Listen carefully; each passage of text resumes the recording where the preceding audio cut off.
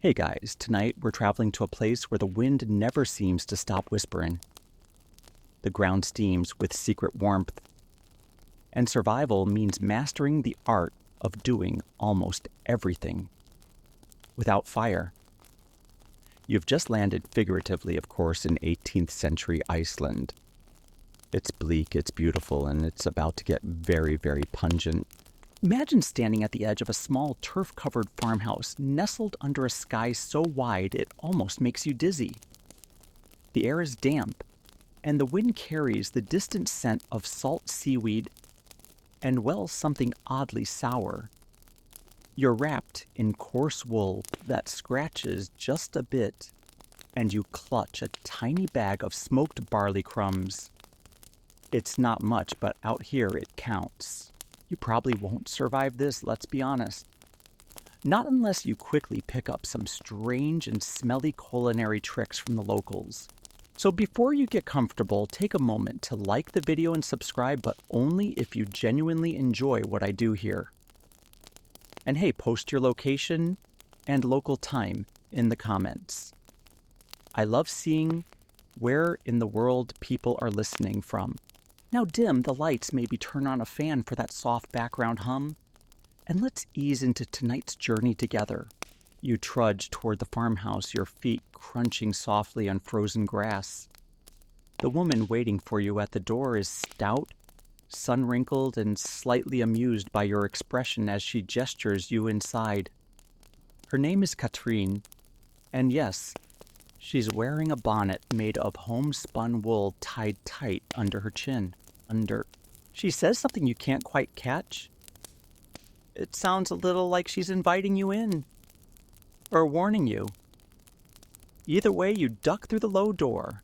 The interior is dim, lit only by a thin strip of daylight leaking through a fishskin window. It smells of hay sheep and a vague, lingering sourness. Everything feels moist. There's no fireplace, just a pit in the ground, lined with stones and blackened bones. You wonder briefly if you've just walked into a smokehouse, but no, this is the kitchen. Welcome to Iceland, 1783. The land is dramatic, the people are practical, and the food, well, it's a unique kind of resilience. See, Icelanders in this period lived in a harsh subarctic climate with no forests, few trade goods, and even fewer options when it came to heating and preserving food. Fires weren't just a luxury, they were rare and inefficient. So instead of smoking meat over roaring flames, they did something far cleverer, or stranger, or both. You spot a long grayish slab of something hanging from the ceiling. It sways slightly in the draft. You don't want to ask, but you do anyway. That's Hakkarl, Katrin says, grinning. Fermented shark. You give her a polite nod. You are now slightly afraid of the ceiling, and yet there's something wonderful about this place. It's a world where survival meant transforming necessity into tradition and hardship into culinary creativity. These people weren't just trying to get by, they were perfecting the art of slow food before Instagram made it trendy. Outside, the wind howls like a gossiping ant. Inside, you're invited to sit near the wall on a sheepskin.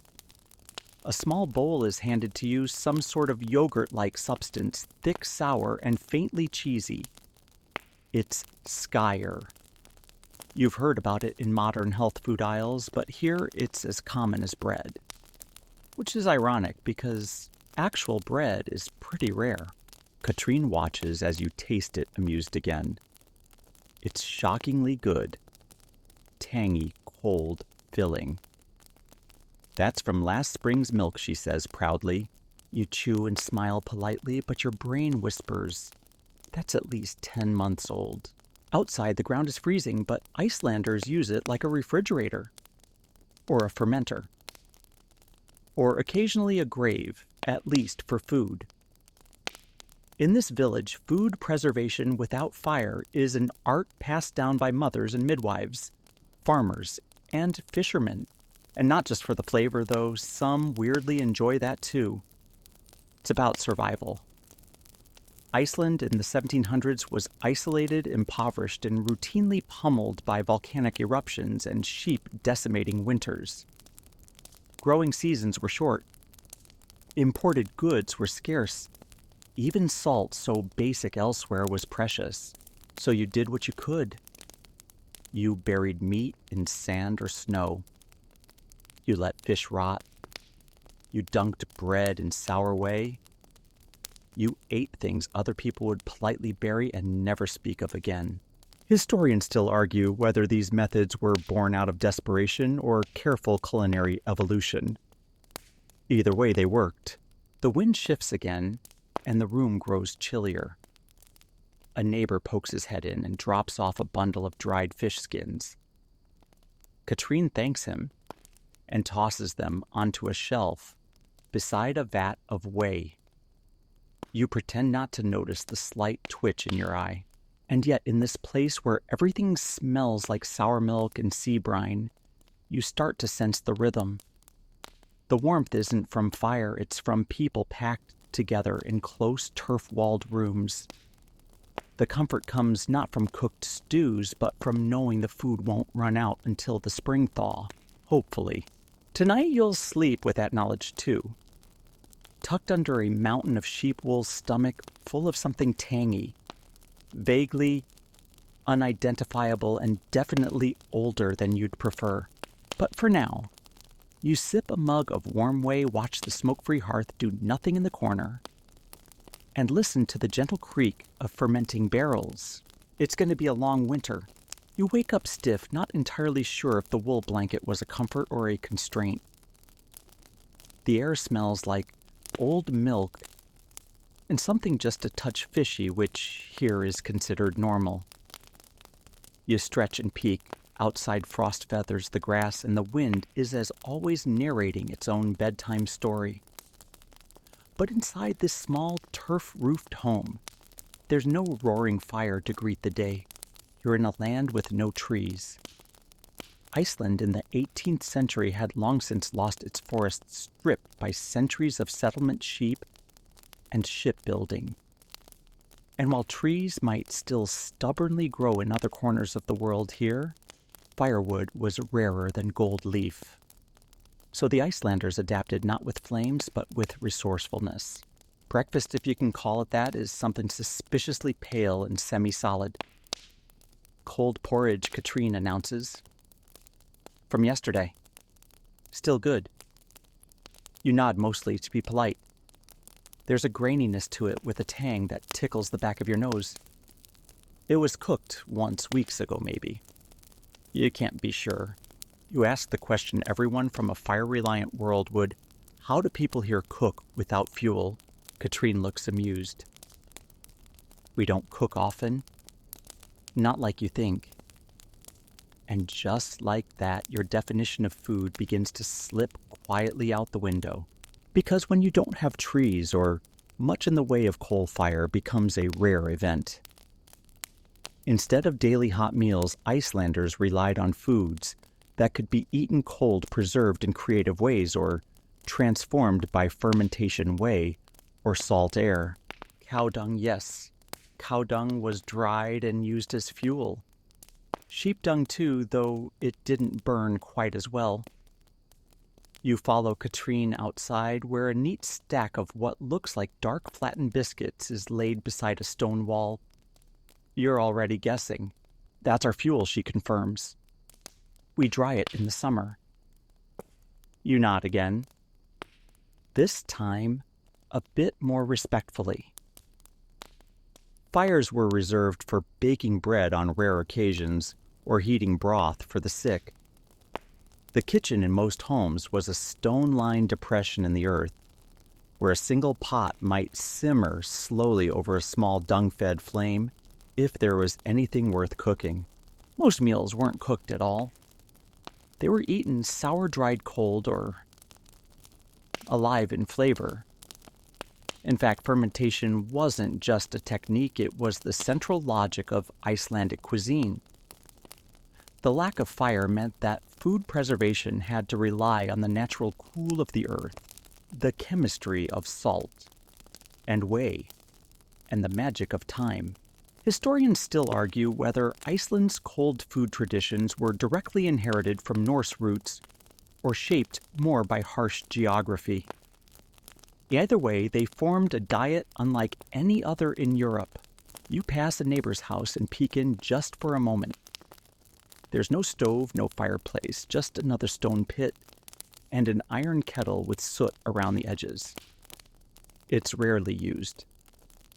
Hanging from the ceiling beams are slabs of dried meat baskets of preserved roots and jars of milk curdled to different degrees. Somewhere something drips with a sound you try not to focus on. Let's be honest, if this were a survival show, you'd be out by episode 2. Maybe 1.5. But here people live like this with quiet steadiness. Meals are simple, stretching ingredients as far as they'll go. What little was gathered in summer is preserved for the long darkness of winter. And there is darkness, deep and endless. You think of fire as warmth, but here it's also light, and light is in short supply. A single candle made from tallow or fish oil might serve a whole family for an evening.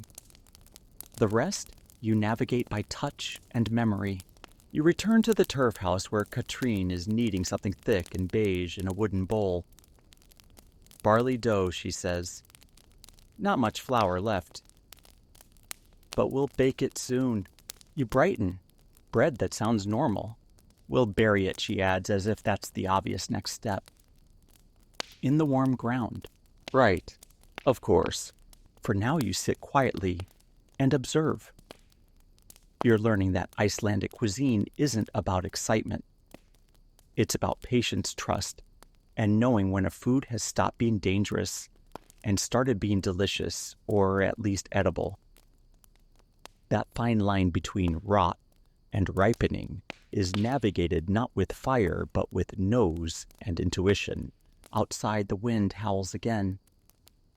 It never really stops. But the sound becomes strangely soothing, like ocean waves crashing against a memory. You glance toward the stack of dried dung again, realizing you no longer find it strange. It's just another tool.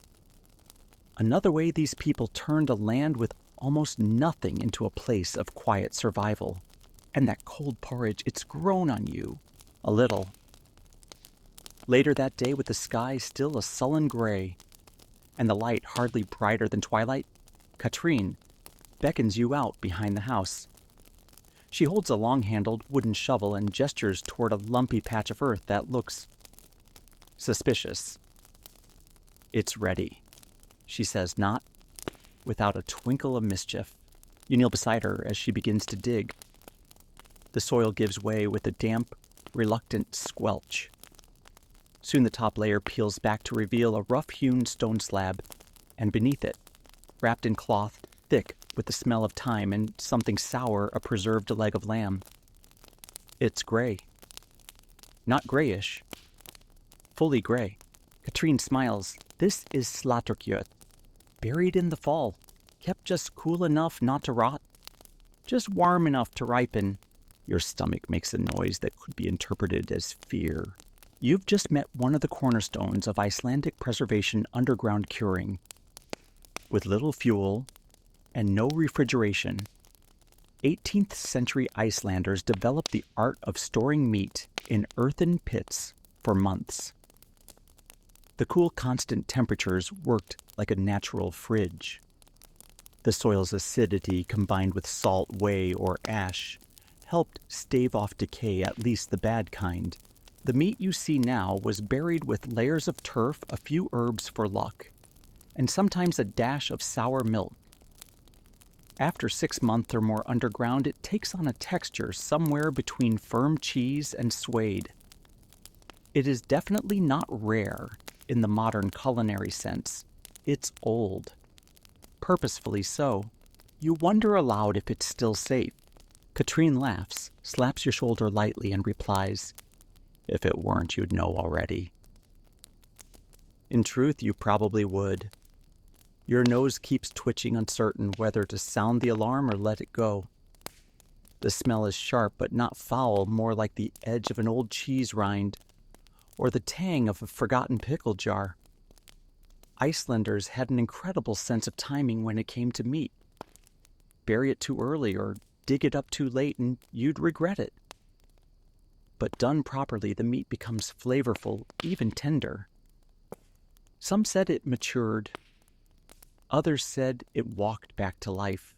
Historians still argue whether these preservation techniques were passed down directly from Norse settlers or shaped more by centuries of isolation.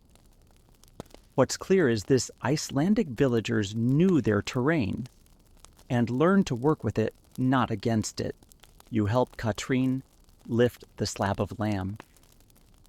She brushes off some clinging earth, wraps it in fresh cloth, and nods for you to carry it.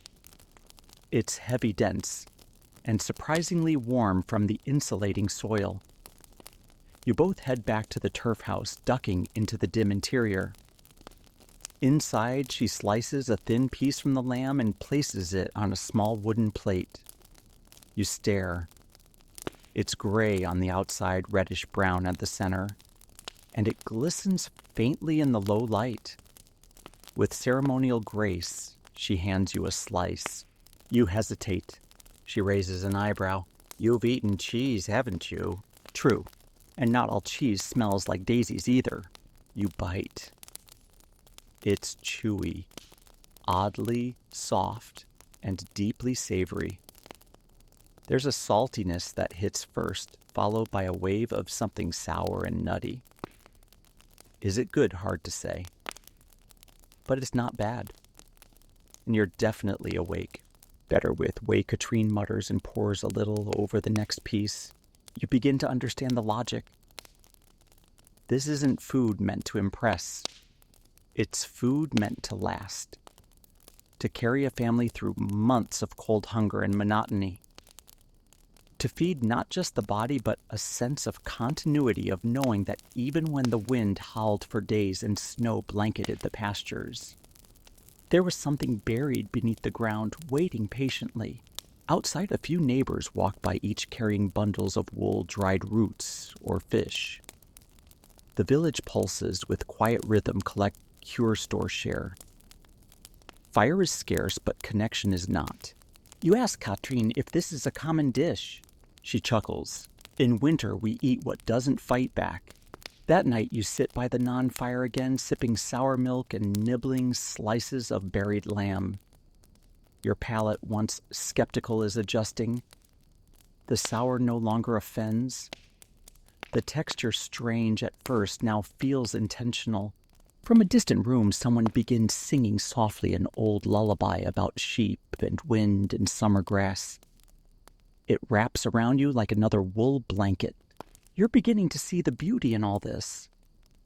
Not in spite of the lack of fire, but because of it. The next morning you wake to the sound of gulls crying in the distance and the soft clink of something wooden against stone.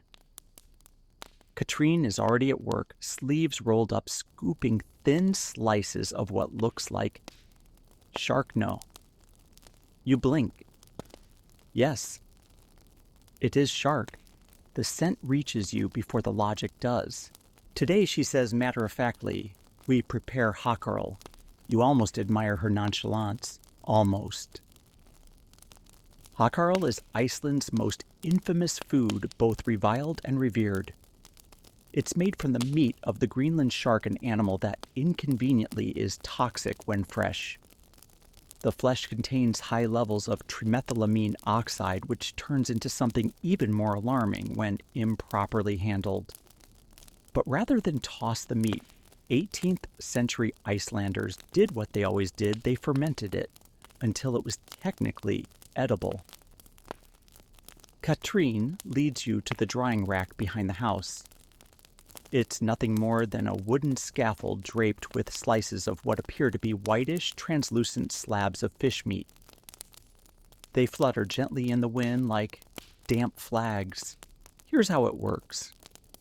First, the shark is beheaded and gutted. The body is then buried in a shallow gravel-lined pit, sometimes with stones stacked on top to press out the fluids.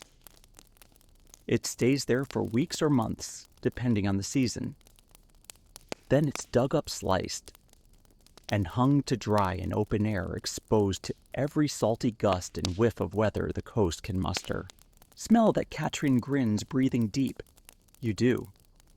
And you regret it instantly. There's a strong ammonia note sharp enough to sting your eyes. It smells like cleaning fluid filtered through seaweed.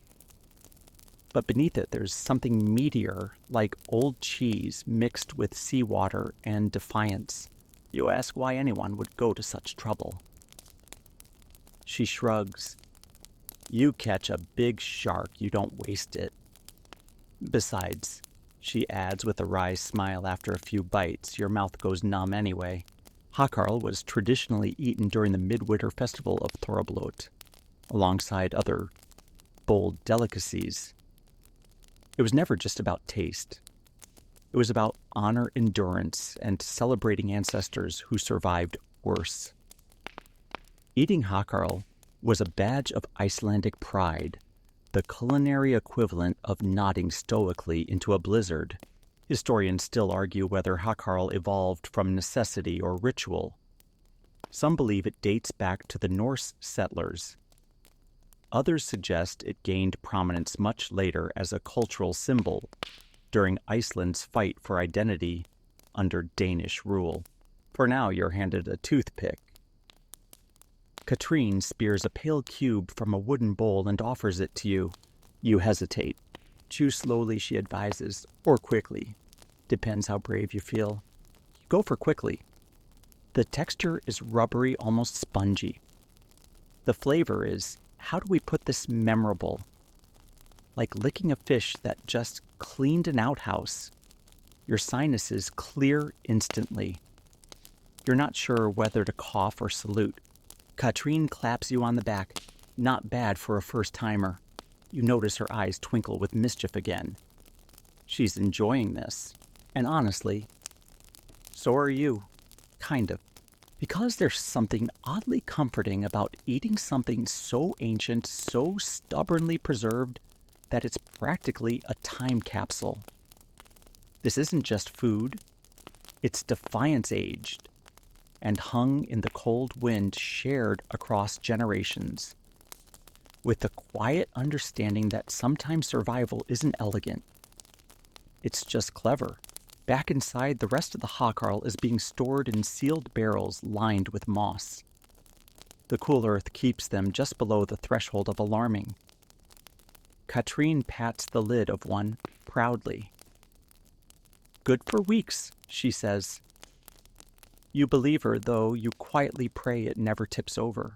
Later, you lie back on a sheepskin belly full of shark that refuses to leave your sinuses alone. Outside, the wind plays its usual tune, but now you think you detect a bit of rhythm in it, like an old folk song sung under breath. The Icelanders made it through centuries of hardship, not by fire or fortune, but through food like this. Shark buried in gravel, wind-dried meat, a sense of humor so dry it could smoke a leg of lamb on its own. You smile, eyes closing. Even the wind seems impressed with you now. You don't feel brave anymore.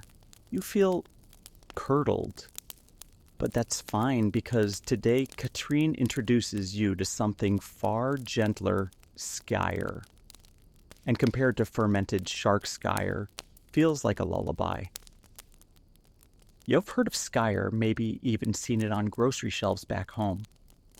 But in this 18th century Icelandic kitchen, it's something else entirely, thicker tangier, and surrounded by the quiet reverence of a food that's been feeding people for over 1,000 years. You follow Katrin to the back room of the turf house, where it's kept cool. Clay bowls line a narrow shelf, each filled with a pale, glossy substance. It looks like yogurt, smells like buttermilk, and tastes like a dairy product that grew up without ever being hugged. But there's an honesty to it. It's not trying to impress you. It just wants to keep you alive and regular. She hands you a wooden spoon. Skyr, she explains, is made from skimmed milk left over after butter churning. The milk is slowly warmed if you're lucky enough to have fuel, and then mixed with a dollop of older Skyr to act as a starter. The result is left to ferment in a cool space, thickening into something between cheese and custard, and it lasts. Oh, it lasts. Stored in crocks or wrapped in cheesecloth and buried in a way it can survive months, even longer, without spoiling. It's like the Icelandic version of a quiet roommate, reliable, slightly sour, and always just there. You take a bite. The texture is dense, creamy, and curiously satisfying. It's cold, but not unpleasantly so, and the flavor bright and tart like lemon peel dipped in milk. It makes you pucker slightly. Katrine chuckles. You get used to it. Or you don't. Either way, it's all we have. She stirs in a spoonful of last summer's blueberry jam, just a smear reserved for visitors.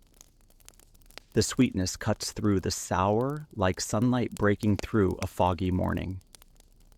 You find yourself going back for more. Skyr was the centerpiece of the Icelandic diet, eaten for breakfast lunch, or as a snack between chasing sheep and dodging frostbite. Rich in protein, light on fat, and endlessly stretchable, it fed generations of Icelanders when meat was scarce and firewood scarcer. Historians still argue whether Skyr originated with the Norse settlers or came even earlier, perhaps borrowed from older Celtic traditions. The word itself has roots in Old Norse, and variations appear in old Icelandic sagas. One medieval hero allegedly survived on nothing but Skyr and rainwater during a particularly stubborn feud.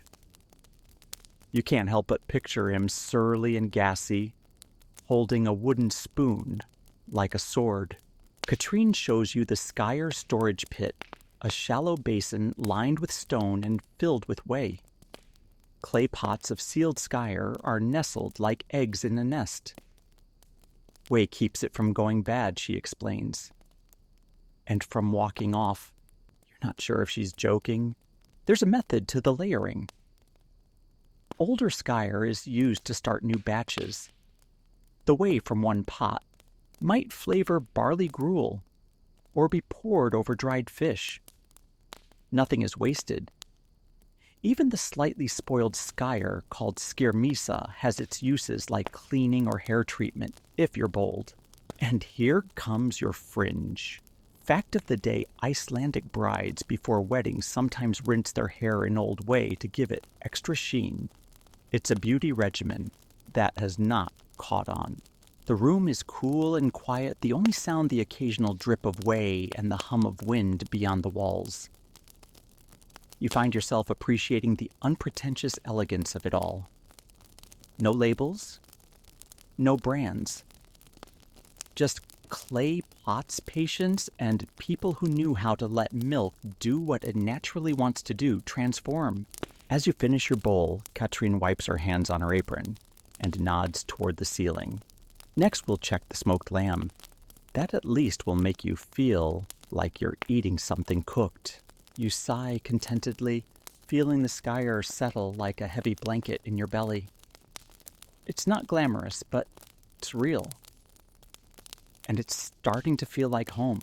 Outside, the clouds drift a little lower. The gulls call once, then fall silent. You think you might actually miss this place when it's gone. You expect smoke when Katrine pulls open the side door to what she calls the meat room. Instead, you get something earthier, richer. The scent is part sheep, part barn, and part bonfire that never quite got started.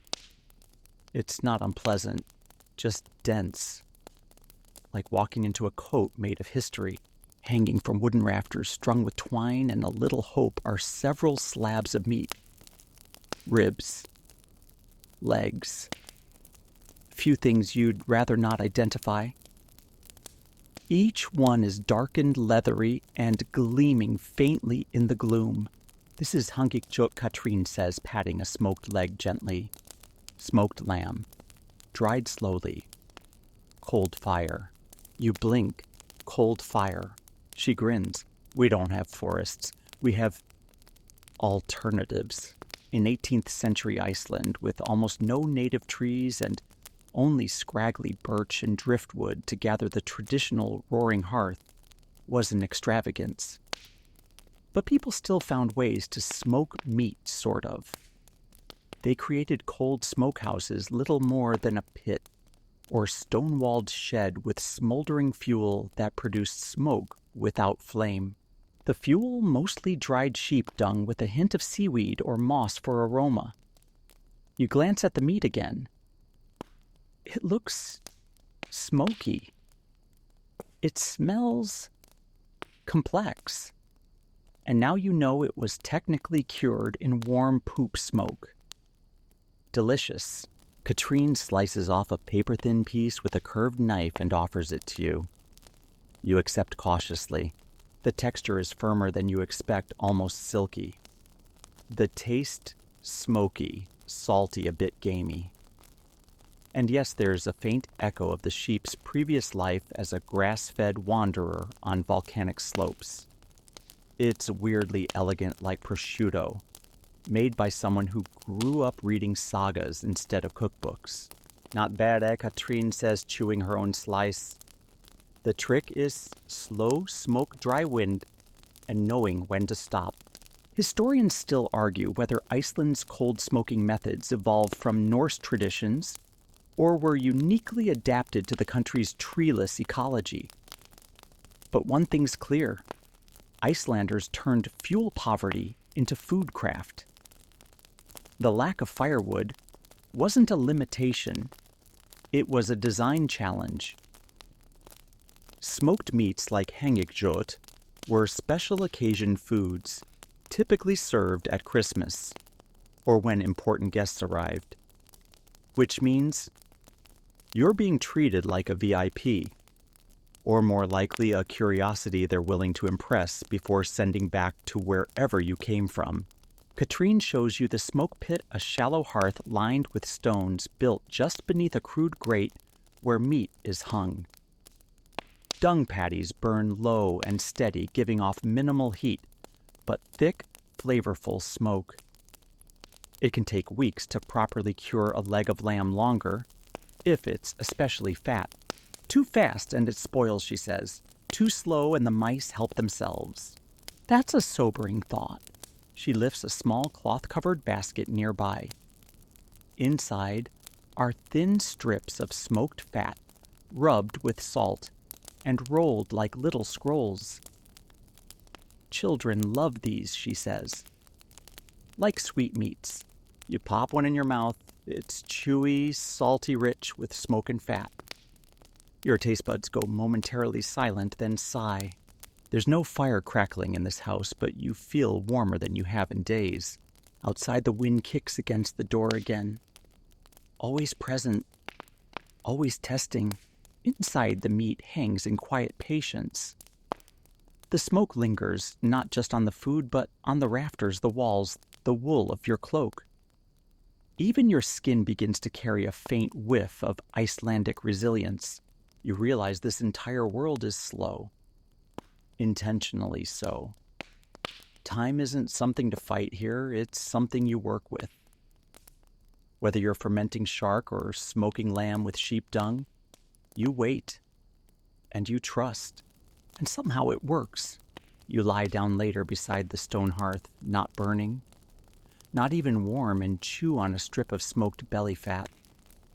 You stare up at the ceiling beams where a few pieces of meat still sway gently like sleepy pendulums. No need for fire, just airtime and faith, and a very, very open mind. You wake up with the taste of smoke still lingering faintly on your tongue and something richer in the air. It's buttery, with the sharp edge like the memory of cheese left too long on a wooden shelf. Katrine is already upbent over a small barrel, scooping something pale and glossy with a wooden spoon. And smur, she says without looking up. Old butter. You sit up cautiously. How old? She shrugs. This batch last summer, maybe longer. You blink. This is no ordinary butter. This is rancid butter, but not in the way modern food safety officers would panic about. In 18th century Iceland, fermented butter, sometimes called sursmjör or gamlismjör, was a staple. Butter was churned, packed into sealed barrels, and stored underground or in cold sheds for months, sometimes even years. The older it got, the more sour, and some would say the more prized. Katrine holds out the spoon. Try. You do. Because of course you do. The texture is soft, almost whipped. It spreads like cold cream. The taste. Like butter that once dreamed of being blue cheese, then gave up halfway and started a punk band. It's sharp, salty, tangy, and more alive than you expected butter could be. You cough. She smiles. Fermented butter wasn't just a flavor preference, it was a preservation necessity. With no refrigeration and limited churn days, after all, milking seasons were short, Icelanders had to make the most of their dairy while it lasted. Butter was labor-intensive, calorically precious, and symbolically rich. Letting it spoil was not an option. Letting it ferment, on the other hand, was perfectly reasonable. Historians still debate whether this tradition came from Norse settlers or evolved over time as climate conditions worsened. What's clear is that Icelanders began treating butter not just as food, but as a kind of edible currency. Barrels of butter were paid as rent, given as gifts, or traded for other goods. The richer the family, the bigger their butter stash. And the stinkier it was, oddly enough, that sometimes meant better. Katrine tells you a story as she spoons the old butter onto a slice of barley flatbread. There was once a farmer, she begins, who buried a barrel of butter so deep he forgot where. His son found it 30 years later. The butter was green. You wait. He still ate it. She finishes with the shrug of a woman who has never once worried about a sell-by date. You ask if anyone's ever gotten sick. From butter, she scoffs. From bad fish, maybe. Or spoiled moss cake. But butter never. You chew your slice slowly. The bread is dense, made from barley flour and little else. It tastes of smoke and salt. The butter melts slightly from the heat of your fingers, releasing even more aroma. It's surprisingly good. It grows on you the way Iceland itself does, not through charm, but sheer, stubborn familiarity. She shows you the butter barrel. It's lined with sheep's stomach and sealed with cloth, soaked in sour whey. Every few weeks, someone checks for mold. If there's any, you scrape it off. Easy. You try not to think about how close you are to the edge of the edible abyss. But Katrine seems confident. She pats the top of the barrel like it's a sleeping dog. This one, she says, fondly tastes like spring. You're not sure what that means, but you nod. Later, you help her prepare the next batch. The cream is already soured slightly, and you churn it with a wooden paddle inside a barrel nearly your height. The rhythm is soothing. Slosh. Splash. Slosh. Your arms ache quickly, and you realize how much labor goes into a single mouthful. You gain a new respect for old butter. You ask if people ever just ate it fresh. Of course, she says, but only when we had extra. Which we never do.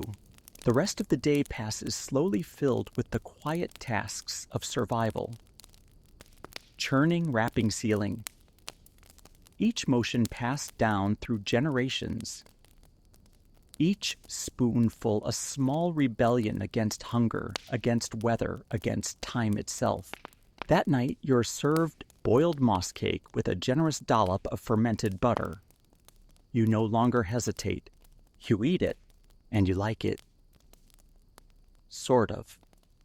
By now, your palate is either evolving or surrendering. It's hard to tell. But one thing is certain, there is a sourness to everything. It weaves itself through your meals, your thoughts, even your dreams. And today, Katrine is about to show you why. She's standing over a barrel again. Not butter this time, but whey. You recognize the smell, instantly tangy, slightly sweet, with a curious hint of damp wool and old cheese. The liquid glows pale yellow in the morning light. This, she says, tapping the barrel like it holds gold, is our treasure. You lean in. Whey-misa in Icelandic is the liquid left over from making cheese or skyr. In most parts of the world, it gets discarded or fed to animals. In 18th century Iceland, it's sacred. Not because it tastes good, it doesn't really, but because it's useful. Exceptionally so. Katrine dips a ladle in and offers you a sip. It's cold. Thin. Sour enough to make your eyes twitch. But not unpleasant once the initial tang wears off. Kind of like licking a very old lemon, then washing it down with rainwater. She pours a little into a wooden bowl and dunks a strip of dried fish in it. Softens it, she explains. Also keeps it from going bad. Here's where things get fascinating. Whey in Iceland wasn't just a byproduct, it was a preservative cleaner and seasoning all in one. It was used to soak meat, preserve cheese, wash cloth, and even brace yourself pickle bread. You follow Katrine to a shelf where flat gray discs of something vaguely bread-like are stacked in a cloth-lined crate. These are rye cakes, she says. We dunk them in whey before eating. You try one. The bread is dry and hard as bark, but after soaking in whey for a few moments, it becomes chewy. It still tastes like survival, but it's edible and filling. Whey was also used to preserve meat. Instead of salting it, salt being expensive, and often imported, Icelanders would submerge meat in barrels of sour whey, where the acidity created an environment hostile to bacteria. The result was tender, tangy, slightly fizzy cuts of meat that could last for months. Historians still argue whether this method originated in Iceland or was inherited from older Scandinavian or Celtic food traditions. But no other culture embraced whey quite so fully or so creatively. You're shown another delicacy, soured blood sausage soaked in whey after cooking. It smells of iron and vinegar, but Katrine assures you it's a winter favorite. You nod politely, pretending your stomach isn't slowly folding in on itself. Then there's whey broth, a hot drink made by gently warming whey and mixing it with water, or if you're very lucky, a bit of herbs. It's thin, slightly salty, and absolutely medicinal in taste. But it warms your chest, and after a few sips, you no longer care that your breath now smells like an abandoned dairy. You begin to understand whey as more than an ingredient. It's a philosophy, a symbol of resourcefulness. Icelanders took something the world considered waste and turned it into an entire culinary language. There's even whey soap. Yes, soap. A mix of old whey ashes and animal fat boiled gently to make a cleaning agent. You wash your hands with it and immediately feel like you've stepped into a medieval cheese cellar, which frankly, you kind of have. Katrine tells you whey was also used in healing, applied to cuts, gargled for sore throats, even rubbed on inflamed joints. It stings, she admits. But so does being alive. That night, your dinner includes dried lamb soaked in whey, a barley whey porridge, and a wedge of skyr swimming in its own pale liquid. Your tongue is tired. Your cheeks are sore from puckering. But your belly is full. Outside, the wind sighs against the turf walls. Inside, you feel warm despite the absence of fire. It's the warmth of fermentation of slow meals and careful hands. The kind of warmth that grows on you quietly, like lichen. And as you fall asleep, you swear your dreams taste faintly sour. By now you've accepted that sour is the new sweet, and that refrigeration in Icelandic just means put it outside and hope the sheep don't lick it. But today Katrín is going to introduce you to something even more central to Icelandic life, though maybe not to your kitchen back home, the humble noble cow patty. You are standing behind the turf house again near a dry stone wall.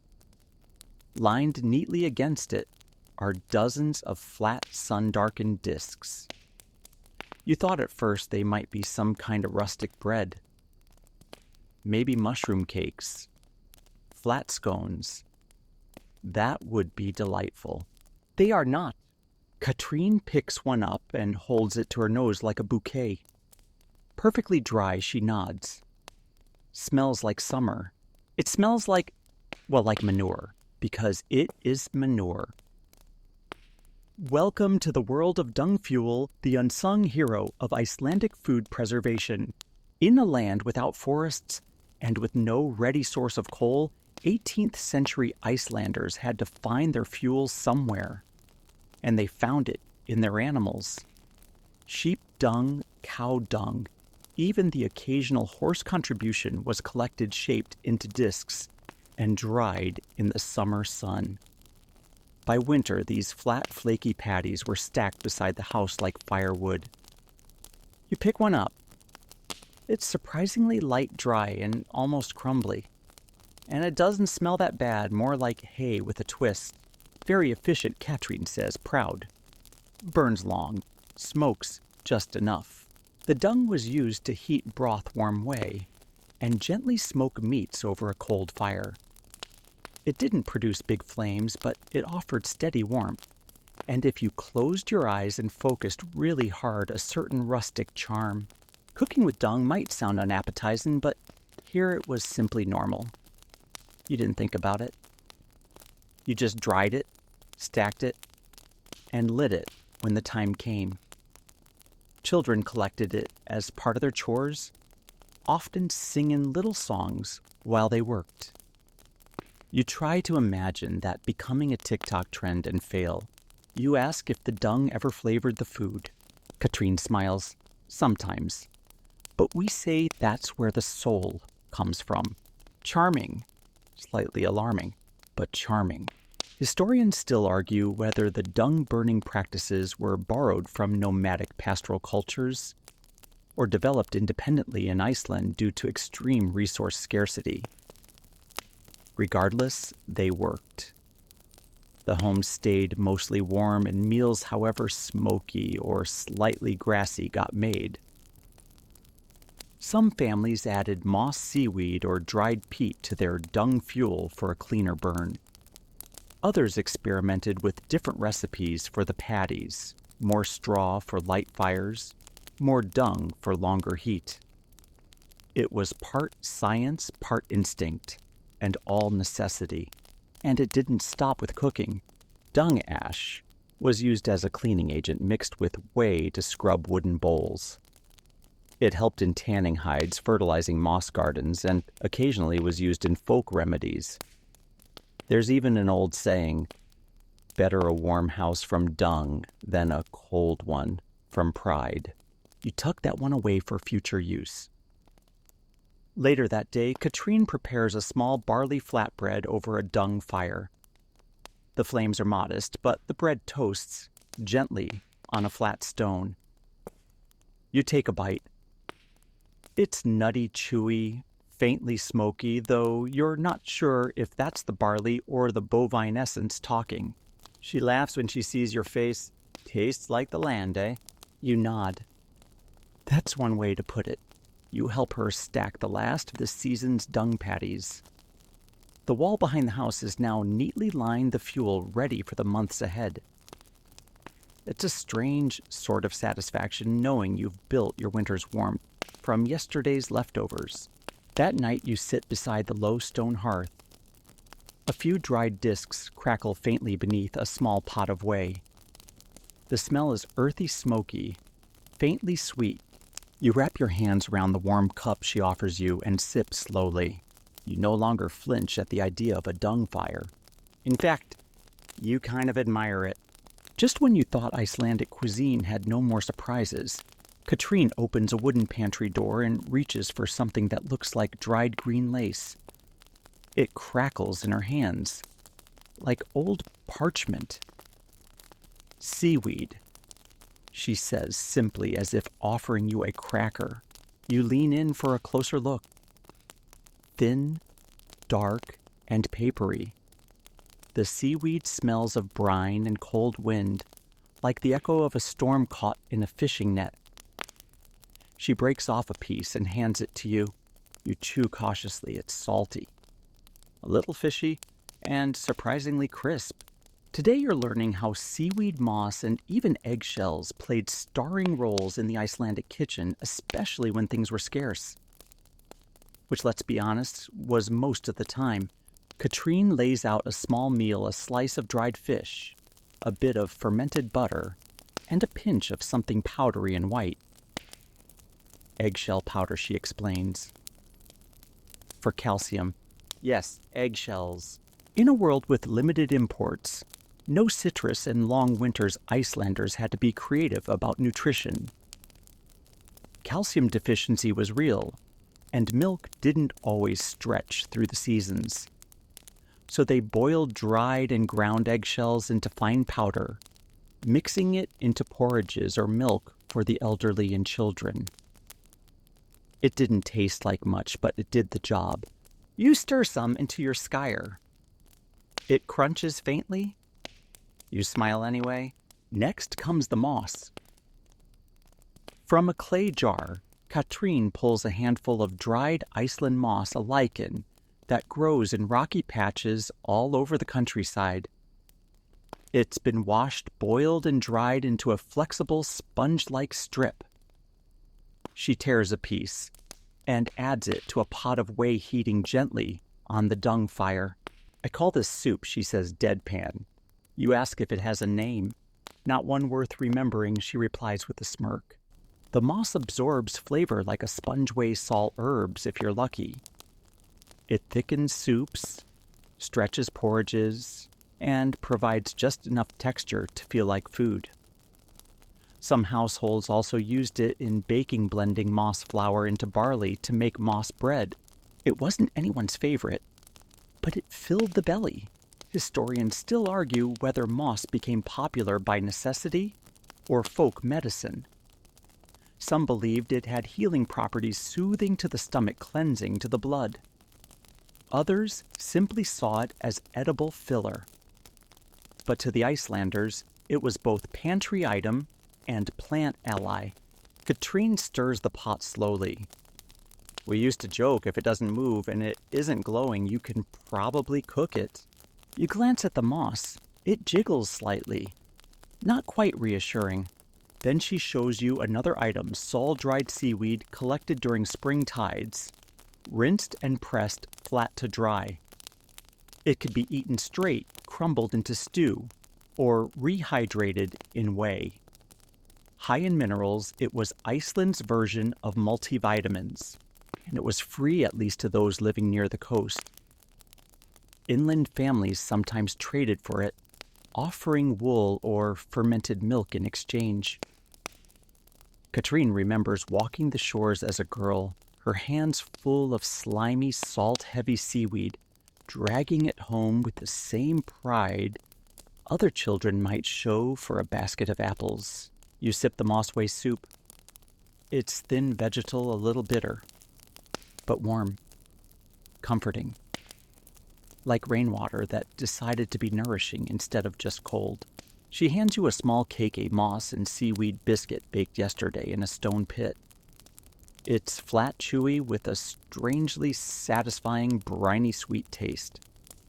The kind of thing that would pair beautifully with nothing at all. Or maybe more butter. Katrine grins as you finish. You'll survive winter yet.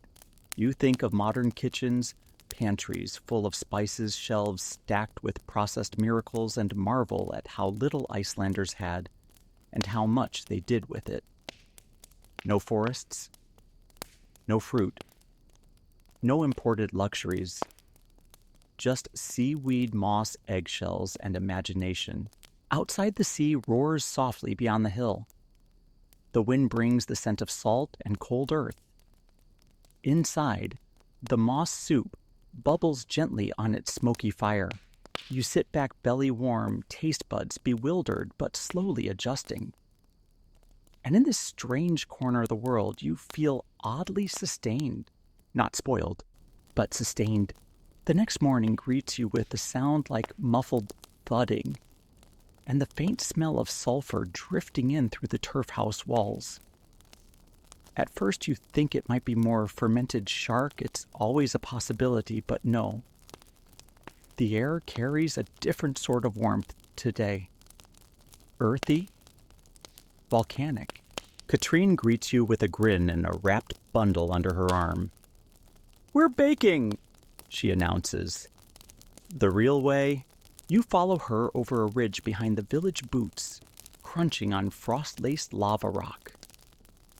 The ground begins to steam ever so slightly, little ghostly wisps curling around your ankles like the land itself is exhaling.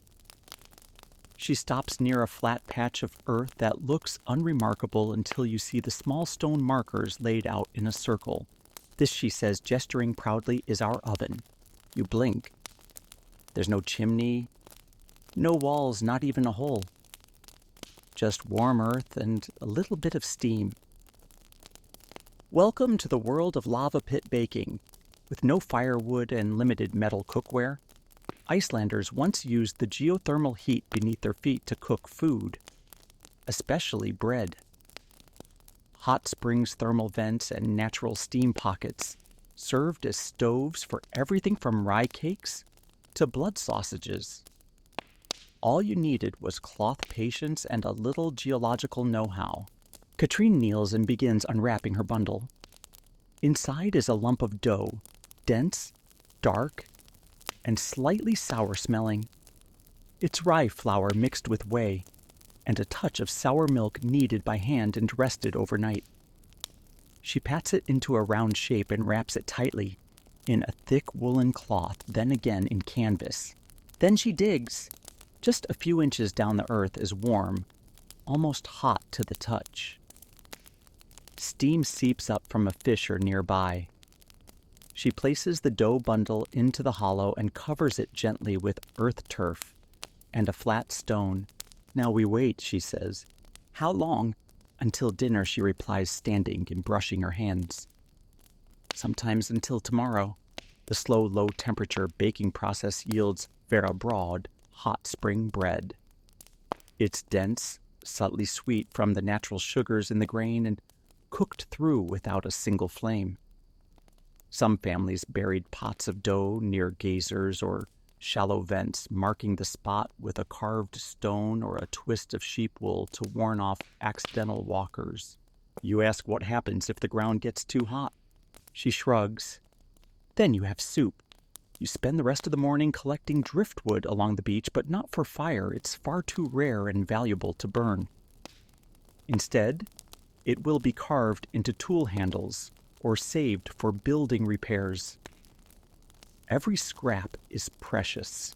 By the time you return, the wind has picked up and the smell in the air has changed. Still sulfurous, but layered now with something nutty. Something baked. Katrine uncovers the bundle with practiced care. The cloth is damp with condensation, the outer canvas warm to the touch.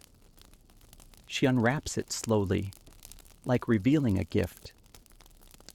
Inside is the finished bread, round dark brown and glistening faintly from steam. She slices it open with her curved knife, and a wave of sour-sweet aroma fills the air. The crumb is tight, chewy, and slightly sticky, almost cake-like, but with the tang of rye and whey dancing on your tongue. You take a bite. It's hearty, complex, comforting. The slow bake has caramelized the outer layers while the inside remains tender. It tastes of the earth, but not in a bad way. More like you're eating history itself. Historians still debate whether lava-baked bread was common practice or a luxury reserved for special occasions and geothermal-rich areas. But evidence suggests that some families made weekly pilgrimages to hot springs just for baking. It was a community event, sometimes accompanied by bathing gossip or quiet prayer. Later that evening, the bread becomes dinner served with old butter and dried fish. It's the best meal you've had yet. Not because it's extravagant, but because it's earned. Dug from the ground, shaped by patience and baked by the sleeping heart of a volcano. You chew slowly, staring into the steam that curls from your plate like a second sky. No fire, no oven. Just time and heat and hands that know what they're doing. You smile. This is food that waits for you. The next morning brings a sky full of sleet and a mood full of salt. You step outside, bundled in your scratchy wool cloak cheeks, instantly stung by wind. But Katrine is already moving boots, crunching over black pebbles at the shoreline, her basket slung over one arm. She waves you over. Today she calls you're collecting salt. You pause, blinking into the gusts. Don't we already have salt? She shakes her head. Not from mines, from the sea. It's the only kind we've got. And so begins your foray into one of Iceland's most delicate traditions, gathering sea salt without fire. In the 18th century, imported salt was rare and expensive. It arrived by boat in unpredictable quantities and was often reserved for curing fish for trade. For everyday use, preserving meats, adding flavor, or keeping butter from turning rancid, families had to rely on home-collected salt, painstakingly harvested from the sea. You kneel beside Katrine as she lays flat stones on a patch of grass, then slowly begins brushing them with briny water from the surf. We'll do this all day, she says, layer by layer. The method is simple. If glacial, collect seawater in wooden buckets or animal bladders, then pour it over flat rocks. Let the wind and sun evaporate the liquid. Return in a few hours, scrape up the tiny crystals that form. Repeat. If it rains, you start over. Today's weather is a challenge. Sleet's no good, Katrine mutters, inspecting the stones. But maybe the wind'll help. Some families built small salt huts near beaches' low stone walls, and canvas roofs that protected the salt pans from rain while letting the sea air do its work. Others preferred collecting salt-licked seaweed, drying it, then burning it to ash. The ash itself was salty and could be used for seasoning. A little gritty, sure, but good enough for boiled moss soup. She holds up a piece of dried dulse red and ruffled like sea lettuce. This tastes salty already, she says, chewing a bit. Add it to soup, you don't even need crystals. You chew too. It's chewy, slightly fishy, and deeply mineral, oddly satisfying. Some households stored their precious salt in horn containers or wrapped tightly in cloth, hidden away like treasure. It wasn't just a spice, it was a preservative, a healing agent, a currency. Salt could buy favors, cure meat, hack wounds, ward off evil if you asked the right grandmother. Historians still argue whether Iceland ever developed a fully independent salt economy. Some suggest sea salt production was too labor-intensive to scale. Others claim certain coastal villages thrived on it, perfecting slow evaporation techniques, using geothermal heat, placing pans of seawater near hot springs for gentle round-the-clock drying. Katrine prefers the old way. She believes in wind and stone. The sea gives just enough, she says. If you ask nicely, by mid-afternoon your fingers are numb, but your stones are sparkling faintly. Tiny glistening flakes stick to the rock's surface, delicate as frost. You scrape them carefully into a cloth pouch. It takes hours to collect just a pinch. Back at the turf house, she sprinkles the day's harvest over a piece of cold barley bread. The crystals pop like tiny fireworks on your tongue, intense, bright, and clean. You've never tasted salt so alive. Later that night, over whey and dried lamb, she uses just a whisper of your collected salt on her food. Too much, and you lose the flavor, she warns. Too little, and you lose the winter. You nod, understanding now. Salt here isn't something to throw around. It's a negotiation between sea and land labor and reward. And somehow, this tiny act of scraping flakes from stone feels more satisfying than a table shaker ever could. As you fall asleep, you can still feel the grit of sea salt on your fingertips. And it feels a little like magic. The wind is particularly bold this morning, flapping the turf house's wool curtain, like it's got something urgent to say. But Katrine doesn't seem fazed. In fact, she's smiling mischievously. We have guests coming, she says. Your first thought is good. Company. Your second thought is, wait. What does that mean for dinner? As it turns out, you're about to discover one of Iceland's more curious traditions, saving the stinkiest, strongest food for honored guests. Yes, not the freshest fish, not the softest bread, the stinkiest. Because nothing says welcome like a plate of fermented mystery wrapped in sheep intestine. Katrine pulls out the clay pot of hakarl again, the fermented shark you'd hoped was a one-time experience. Next comes a small barrel of soured sheep's blood sausage preserved in whey and coiled like a sleepy snake. And finally, a sheep's head boiled, brined singed, and looking only mildly judgmental. This, she says proudly, is a feast. You try to smile. In 18th century Iceland, offering guests your strongest, most pungent food was an act of generosity and trust. These preserved delicacies took time, skill, and guts, literally. The funkier the dish, the more effort went into making it. And guests were expected to honor that effort with brave chewing and polite nods. Katrine begins setting the table, a wooden board polished smooth by decades of use, a few horn-handled knives and bowls of sour whey to sip between courses. You offer to help. She hands you a linen cloth and a block of fermented butter. Just smear it on everything, she says. It helps. You ask who's coming. She grins. My sister's family, 5 mouths, big appetites. As you work, the smell builds a heady blend of ammonia, smoke iron, and something reminiscent of barnyard yogurt. You've been in Iceland long enough now that your senses don't revolt. They just sigh and get on with it. Historians still argue whether this guest-serving ritual began as a show of hospitality or a practical way to share perishables before they spoiled. Some believe it was rooted in Norse traditions of honor feasting, where families proved their status by offering rare foods. Others say it's simple logic: if you had the good stuff, you didn't keep it for yourself. Soon the guests arrive, cloaked in wool faces red from the cold boots stomping as they come through the low door. Greetings are exchanged, hugs given, and jokes told. One of the men sniffs the air and beams. Ah, he says. Katrine's got shark. You're given a place of honor near the center of the table.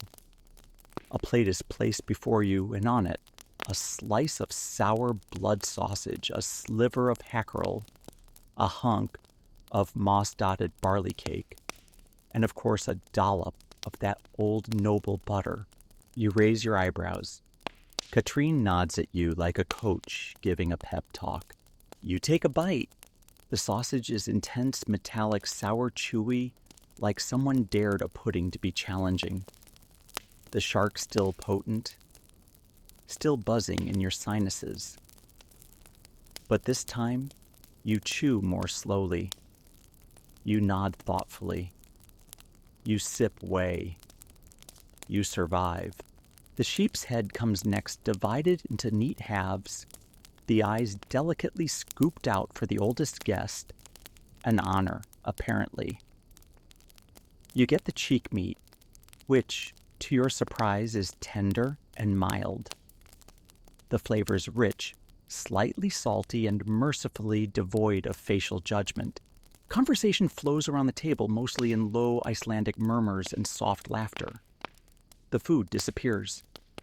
No one rushes. No one wastes.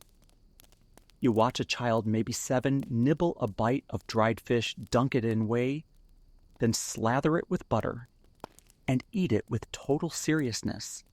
It's a ritual of belonging. Katrine leans toward you. "Now you're one of us," she whispers. You smile full in a way that has nothing to do with calories. The dishes may be strange, but the feeling is familiar. Welcome warmth, effort made and shared. Outside, the wind has calmed. The snow begins to fall, not a storm, just a soft curtain of white. Inside, the smell of shark and sour butter clings to the beams like incense. It's oddly comforting now. As the meal ends, someone passes around dried seaweed dipped in honey, a rare treat sweetened with traded sugar or boiled birch sap. You crunch it slowly, savoring each delicate flake. You think of feasts you've known, and then you think of this one. Stranger, yes. Smellier, definitely. But also somehow more true. You're not just eating food, you're eating trust. The guests are gone, their footprints already softened by falling snow, and the house is quiet again. You sit by the doorway, wool blanket draped over your shoulders, nursing a bowl of warm whey. You've survived your first Icelandic guest feast, and more importantly, you've earned Katrine's approving grunt, which is basically a medal. Tomorrow, she says, settling beside you, you'll meet the chickens. You nearly spit out your whey. There are chickens. She nods, then tilts her head. Well, a chicken. That's how you learn just how rare poultry is in 18th century Iceland. Chickens don't exactly thrive in sleet and volcanic soil. And eggs are treasure. They are nourishment medicine and symbols of prosperity, and they are guarded with the same care as a child's inheritance. The next morning, you walk with Katrine to a small turf-covered coop beside the barn. Inside is a single solemn-looking hen fluffed up like a woolen ball of attitude. She eyes you warily. You greet her with respect. "She laid 2 eggs this week," Katrine says proudly. That's generous. In the 1700s, eggs were precious because they were unpredictable. Hens didn't lay consistently in the cold. Feed was scarce, predators were many, and winters were long. A family with a few hens might only collect a dozen eggs in an entire season, which means if you're offered one, you are royalty. Katrine lets you carry the egg back to the house. You hold it like a newborn galaxy. It's warm, speckled, remarkably hopeful. She cracks it into a bowl. You wince, expecting a grand dish. But no, she stirs it into a pot of barley gruel and hands you a spoon. "Special breakfast," she says. "Don't ask when we'll have it again." You taste it. The egg lends a richness to the porridge, subtle but unmistakable. The grain is soft and the yolk has turned the whole thing into golden comfort. It's not fancy, but in this place it might as well be caviar. You ask what else eggs are used for. Katrine laughs. "Oh, everything. Healing, binding, bribery." She's not entirely joking. In some Icelandic villages, eggs were given to midwives after a successful birth. They were boiled and buried as offerings to ward off misfortune. They were stored carefully in cold corners of turf houses rolled gently in hay or even moss to keep them fresh. When used in baking, they were stretched absurdly. One egg might be split between 3 rye cakes. And if you dropped an egg, you don't want to know. Historians still argue how widespread chickens were in pre-modern Iceland. Some claim they were brought by early Norse settlers and dwindled due to climate.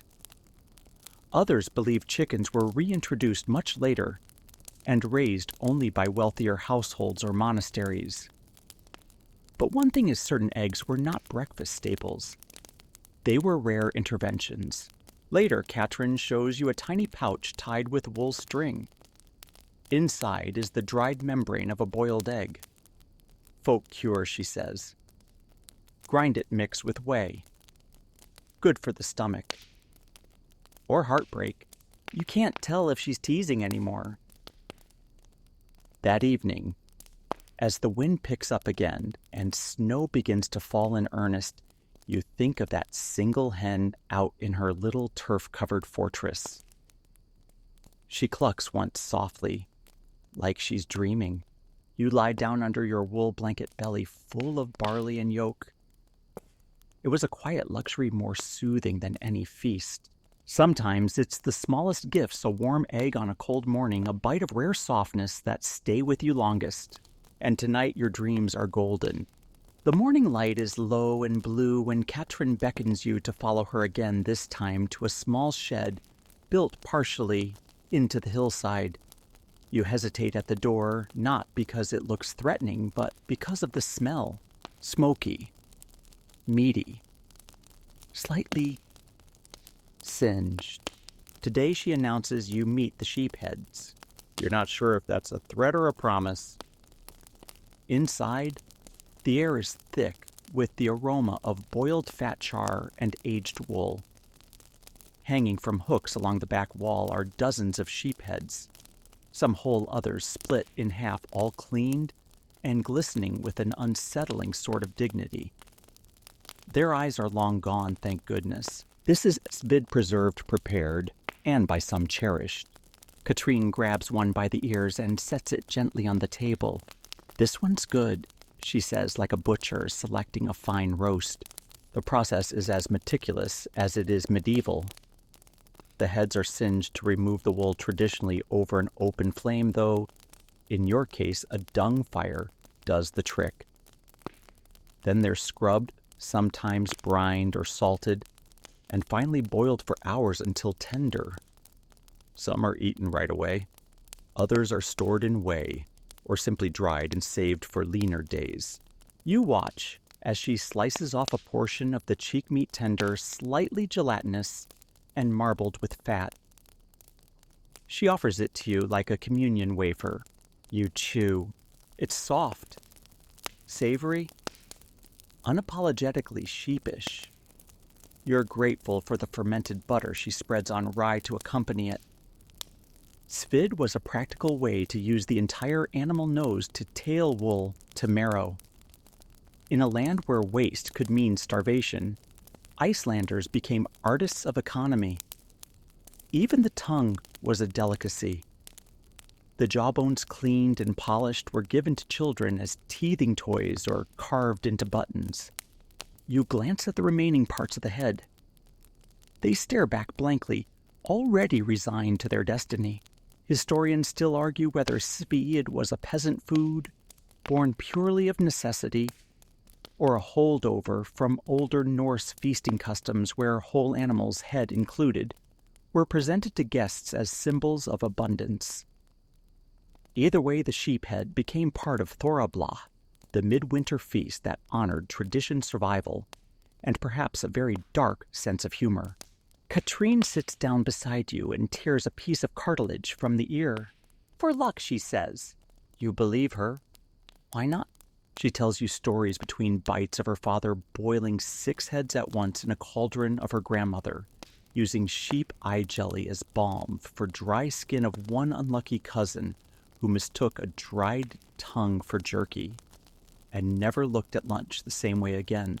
You're beginning to realize that Icelandic food isn't just food.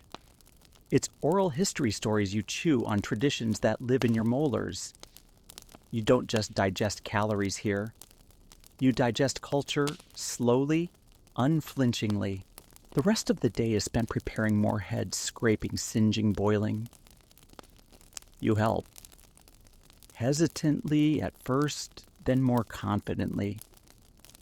By late afternoon, your hands smell like scorched wool and salt. You no longer flinch. That evening, you eat cheek meat on moss bread dipped in warm whey. The wind outside is relentless, and the snow comes down sideways. But inside, you are full. You pat your stomach, leaning back on the sheepskin. So, what happens to the brains? Katrine raises an eyebrow. We'll get to that. You're not sure if you're ready, but you know you'll try. Because here in this little turf house where every part of the sheep is honored and every scrap is a story, you've stopped asking why and started asking what's next. The sky is heavy with snow and the wind has decided to make itself known today, rattling the turf walls like it's trying to join you for breakfast. Inside, however, the house is calm. The hearth pit glows with a soft, barely there warmth. And Katrine, as usual, is elbow deep in something lumpy and determinedly beige. Bread, she mutters, turning the bowl with practiced rhythm. Sort of. Peer in. Looks like a mixture of flour and regret. What kind of flour, you ask? She snorts. That's optimistic. This is ground moss, a little barley in some. She pauses, tossing in a handful of crushed seeds. Let's call them interesting bits. Today's lesson is about grain, or rather the impressive lack thereof. In 18th century Iceland, traditional grain crops like wheat or oats didn't grow well too cold, too wet, too volcanic. So anything resembling flour had to be imported at great cost, which meant most families made do with tiny quantities of barley, occasional rye, and a great deal of culinary sleight of hand.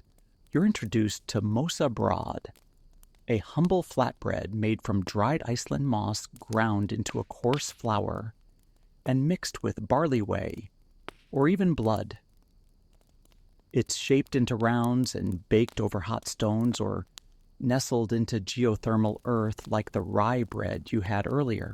Today, though, the bread is being dried over a dung fire because, of course, it is. You help shape the rounds. They're sticky and oddly aromatic with that now familiar scent of sour milk and slightly musty hope. Once dried, the cakes will keep for weeks, sometimes months, tucked into wool-lined baskets or clay jars. They're hard, yes, but dunked in whey or slathered in old butter, they soften into something almost nostalgic. Almost. You ask what happened if a family had no grain at all. Then you get creative, Katrine replies. Enter lichen gruel root porridge and something she affectionately calls ash cakes. You don't ask. Some villages experimented with imported rye, bitter dark, but dependable. Others traded for flour with passing merchants or stockpiled grain from Danish ships. But for most households, stretching every pinch was a way of life. Historians still argue whether the widespread use of moss and lichen was a sign of famine desperation or a clever adaptation to an unforgiving climate. One theory suggests Icelanders even developed slight genetic tolerances to moss compounds that might be harmful in other populations. You're not sure if that's comforting or ominous. Lunch that day is a meal of contrasts. Moss bread with fermented butter, slivers of dried fish rehydrated in whey, and a small bowl of rye crumb porridge, a dish made by collecting the last fragments of ground rye from the bottom of the jar and boiling them into a gray, gloopy mush. You chew thoughtfully. It tastes like resilience. Katrine's son, a wiry teen with hair like a sheepdog, adds a dash of smoked salt from yesterday's harvest. Makes it fancy, he says with a smirk. In that moment, it does feel fancy. Food here isn't about indulgence. It's about making do and making it matter. Every crumb saved is a bite that doesn't have to be begged from the next storm. Every hard, dry round of moss cake is a reminder we've gotten through worse. You help stack the finished flatbreads to dry. They're warm from the fire, dense with effort. As you place the last one, Katrine nods at you. Not bad, she says. For someone who thought bread came from a shop, you smile, and later that night, curled up with a bowl of leftover porridge and a slightly smoky wedge of bread, you find yourself strangely satisfied. Not full, exactly, but fed. You're wiping crumbs of moss bread from your fingers when Katrine walks in holding something wrapped tightly in cloth. She sets it down like it might escape. It's time you met lThe, she says. Or as my uncle used to call it, the slippery one. You brace yourself. She unwraps the bundle to reveal a pale gelatinous slab that jiggles ominously in the morning light. This, she declares proudly, is fish soaked in lye. Your mouth opens, no words come out. This is Iceland's version of lutfisk, a dish that manages to confuse, impress, and terrify diners all at once. And yes, while it's more often associated with Norway versions of it, were certainly present here in Iceland too. When dried fish became too tough to eat, and there wasn't enough fuel to boil it for hours. No one knows exactly who had the bright idea of soaking it in lye water. Because what could go wrong? Lye made from wood ash, or brace yourself. Burned seaweed and sheep dung is highly alkaline. Soaking dried fish in lye breaks down the protein structure, turning it from hard jerky into something resembling firm jelly. Then it's rinsed. Many, many times. The result is translucent rubbery and smells faintly of old tide pools. You watch as Katrin cuts off a strip and lays it on a piece of flatbread. She sprinkles a little salt on top, then hands it to you like it's an hors d'oeuvre. You bite. Your teeth don't do much. The fish sort of glides around your mouth like a well-lubricated eel. It tastes surprisingly mild, but the texture, somewhere between wet candle wax and boiled slug. Katrine chuckles at your expression. It's better with butter. Everything is. Despite its strange properties, this lye-soaked fish was a clever solution to Iceland's fuel shortage. It allowed families to soften dried cod without fire-conserving precious dung and driftwood for more urgent uses. And it made old fish edible again, an important consideration when your fish was caught 6 months ago and stored under the bed. Historians still argue over the exact origins of this technique. Some suggest it came from Scandinavian settlers, while others believe it developed independently as an adaptation to long winters and limited cooking options. Whatever the truth, lye-treated foods became a seasonal staple, especially around midwinter festivals, when the weirder the dish, the greater the honor. Katrine tells you that some people also soaked fish heads in lye or even sheep intestines. But not everyone liked the squeaky texture, she says, deadpan. You believe her? She shows you the rinsing process, a large wooden tub filled with cold spring water. The fish soaks there for days after the lye bath, getting turned and swished until it's safe to eat. It's a quiet ritual often tended by the oldest member of the household, the one least likely to get impatient and forget how toxic lye can be when misused. You ask if anyone ever got sick. Katrine shrugs. Not if they rinsed it right. Another pause. But my cousin once tried to speed it up. Didn't go well. You don't ask. Later, she serves you a proper meal, slices of lye fish laid atop boiled barley and topped with a spoonful of fermented butter.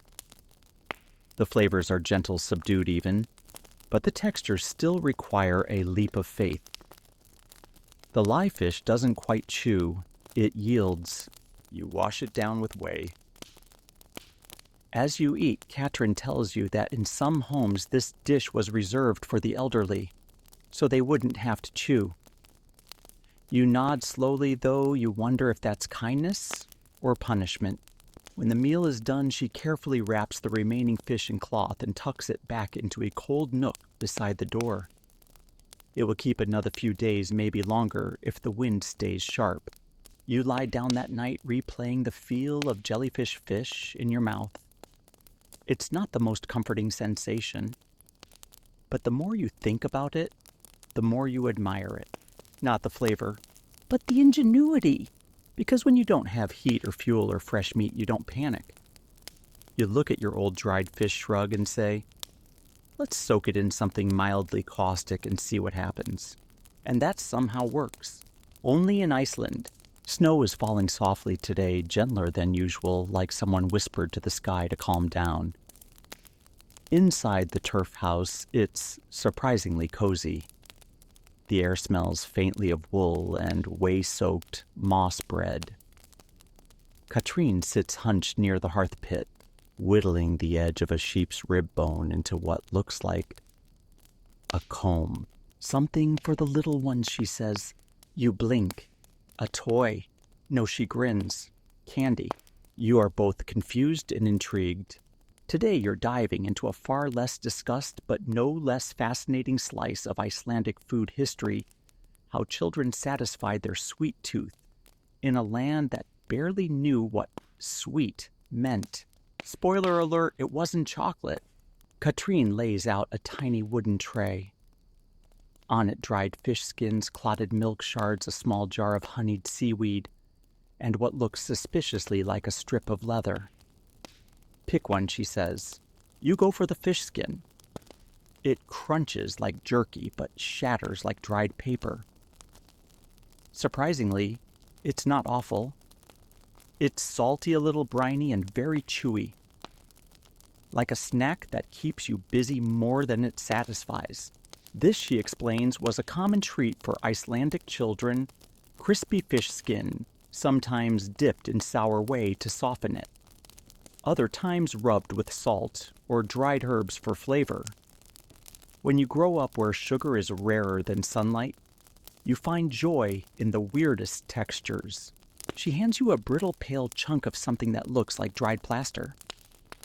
You bite it, and your mouth is instantly flooded with the cold, powdery tang of clotted milk, specifically the dried crust that forms on top of boiled milk. Dried and saved in small bits, it would given to children as a chewy, melt-in-your-mouth snack. It's like candy, Katrin insists. You nod slowly, thinking it's more like chewing on history. Honey, when available, was a traded luxury, rare and precious. Some coastal families sweetened seaweed by simmering it in boiled birch sap, or in wealthier homes imported sugar used so sparingly that a single jar could last a year. Katrin has a small bottle tucked in the back of a locked chest. She pulls it out like a relic. For guests, she whispers. You dip a flake of seaweed into the honey and take a bite. Suddenly, miraculously, your taste buds sing. It's sweet. It's strange. It tastes like the ocean wearing perfume. It is, without exaggeration, the most luxurious thing you've eaten in days. Children's birthday feasts, when they happened, were small and modest. A piece of moss bread shaped like a fish. A spoonful of sour milk with berry mash, if summer had been kind. A finger dab of old jam tucked into the center of a rye cake. It wasn't about indulgence. It was about gesture. Historians still argue whether Icelandic children truly craved sweets as we understand them, or whether their palate simply developed differently accustomed to sour, salty, and fermented from the very beginning. Certainly, you haven't seen a child here wince at hakarl or wrinkle their nose at butter that predates the French Revolution.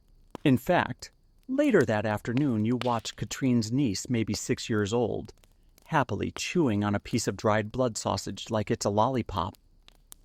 Her favorite, Katrine says fondly. She likes the iron taste. You're impressed and mildly concerned. You ask if children ever got cakes or pies. Oh, sure, Katrine says. Once. I remember my mother made a barley cake soaked in whey, sweetened with seaweed syrup. It was like chewing on moss with dreams. You try not to laugh, but fail. That night after dinner, she surprises you with something special. A tiny square of dried milk cake pressed into shape using a wooden mold. It's rough, crumbly, and sweetened with, wait for it, a few drops of her prized honey. This, she says, is for visitors who stay through the worst storms. You take a bite. It crumbles softly on your tongue, leaving behind a ghost of sweetness and the faintest hint of sour. You close your eyes, savoring it. It tastes like effort, like patience, like someone cared enough to find joy in scarcity. Outside, the snow continues to fall silent and slow. Inside, you chew the last of your candy and wonder if you've ever been this grateful for a piece of milk crust. You wake to the sound of bubbling. It's not the cheerful kind, the kind that says coffee's ready or soup's on. No, this is a slower, stranger sound coming from a deep iron pot that looks like it hasn't been emptied since the last time Halley's Comet passed. Katrine is standing beside it, ladle in hand, stirring something thick and dark. Old soup, she says without looking up. You're going to love it. You are not convinced. Today you'll learn about a time-honored Icelandic concept, the bottomless stew pot, or as you come to call it, eternal dinner. This is not soup in the modern sense. It's not thin or delicate, or even particularly polite. It's a dense, evolving concoction that lives in the same pot for days, sometimes weeks. Ingredients are added, removed, boiled down, layered over each day's meal, building upon yesterday's like sedimentary rock, made of barley bones and good intentions. You peer inside. Chunks of root vegetables bob alongside old bits of lamb flakes of dried fish moss, and something that might have once been rye cake. The scent is layered, smoky, sour, herbal, and a touch meaty. It's less a smell than a memory. It's better on the third day, Katrine says, handing you a wooden spoon. You sip. It's thick, salty, warming, comforting in a slightly intimidating way, like a hug from someone who just milked a cow with their bare hands and didn't bother to rinse off. She explains that guest feasts often revolved around meals like this, not flashy, but generous. A hearty stew that could be added to endlessly depending on what the house had: bits of smoked lamb barley soaked in whey-dried herbs, chunks of seaweed fish heads, even the last crumbs of moss cake. Anything that could soften and blend into the broth was welcome. Historians still argue whether the practice of keeping a constantly simmering pot originated with Norse traditions or arose later, shaped by Iceland's brutal climate and limited resources. Some liken it to perpetual stew pots seen in other peasant cultures, France, China, even parts of Africa. But Iceland's version came with a twist. No fire was needed to keep it going, just clever use of residual heat insulation and long simmering patience. Some households placed their stew pot near a dung fire or tucked it inside warm pits lined with stones and wool. Others let it cool between meals and reheated it once or twice a day with just enough fuel to bring it to a lazy bubble. You ask if there was a recipe. Katrine laughs. The recipe is don't waste anything. She scoops up a piece of lamb cartilage and bites into it like a biscuit. You're offered a bowl. It's thick enough to eat with your hands, but you use the spoon anyway out of respect. After a few bites, you're surprised to find it's comforting. Like your body recognizes it's not fancy, but it's exactly what it needs. Later, you help prepare more for the pot, shaving dried fish with a stone blade, peeling a root that smells suspiciously like damp socks but softens nicely in whey, and crumbling a few slices of week-old moss bread. Each addition changes the flavor, but the soul of the stew remains. It's ancestral, you can feel it in your bones. Like every spoonful contains whispers from someone who survived last winter and wanted you to survive this one too. As evening falls, Katrine sets out bowls for each family member. There's no ceremony, no extra fanfare, just ladles of stew, thick and steaming, served with a chunk of old butter and a sliver of dried fish. The guests from earlier days are gone, but their presence lingers in the pot. Maybe in the fish skin or the barley crumbs they left behind. Maybe in the scent. You eat in silence, the only sounds the creak of the turf walls and the gentle sigh of a house that has fed many. After dinner, Katrin covers the pot again, not with a lid, but a piece of felted wool, thick and soft. It will keep the heat until morning, and tomorrow when you eat from it again, it will be a little different, but also exactly the same. Just like Iceland itself, the wind has died down by morning, and for the first time in days, the light has a warmth to it, dim and distant, like a candle flickering at the end of a very long tunnel. Katrine steps outside, shielding her eyes with one hand, and sniffs the air like she's expecting something. "A good day for council meet," she says. You pause. "Council meet," she grins. "You'll see." And with that, you're off to explore one of the more curious corners of Icelandic rural life. Village food laws, an actual set of regulations and customs governing what you could eat, when, and how. As you walk toward a gathering of low turf homes nestled along the ridge, Katrine explains. In small 18th century Icelandic communities, food wasn't just personal. It was political.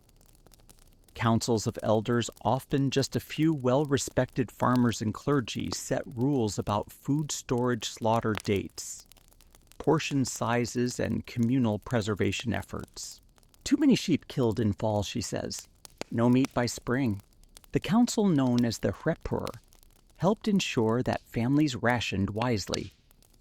They assigned grazing land, divided dried fish stores, and even determined how many seal carcasses each household could keep after a hunt. One family's overindulgence could mean another's starvation. You reach the longhouse where the informal council is meeting today. Inside, several older villagers sit on low benches, woolen cloaks wrapped around their shoulders. A dried leg of lamb hangs nearby, more symbolic than snack. There's no yelling, no gavel pounding, just muttered discussion and the occasional puff of pipe smoke. Today's topic: how to fairly divide a cache of half-frozen seabird meat found by the shoreline. It's apparently quite the haul. You watch as they pass a wooden tally stick between them, notching divisions into its sides. 1 bird for the widow on the hill, 2 for the family with 7 mouths, 1 to be salted and saved for the midwinter feast. No one argues. The system works, at least here. Katrine leans over. Sometimes they also punish greedy bakers. "Greedy bakers!" She nods solemnly. Once a man hoarded barley to bake sweetbread for himself. Got fined 2 sheep and had to eat moss gruel for a week. You chuckle until you realize she's probably not kidding. These councils also regulated food preservation practices.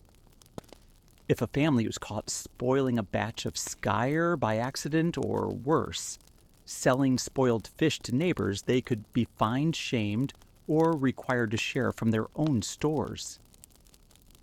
It was an early form of quality control enforced by sheer survival instinct.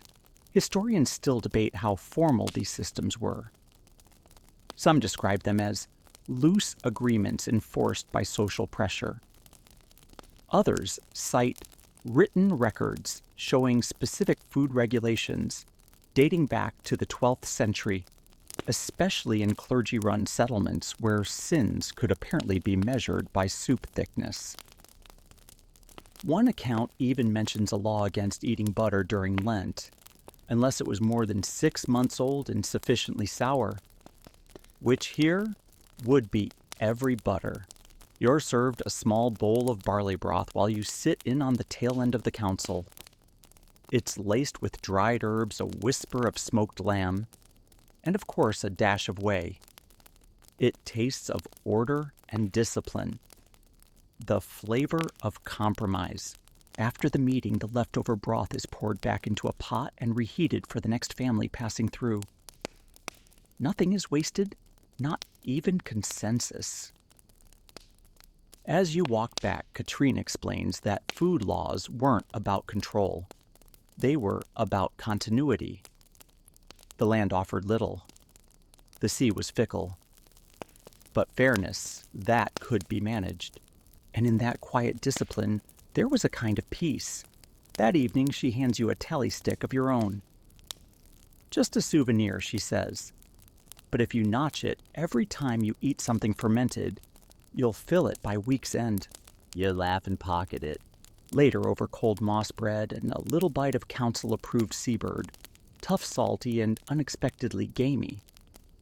You reflect on the idea that in this place food didn't just belong to one person.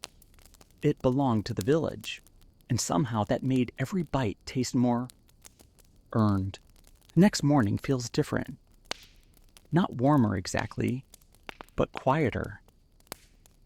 The wind has retreated somewhere sulking maybe, and the turf house seems to exhale in relief.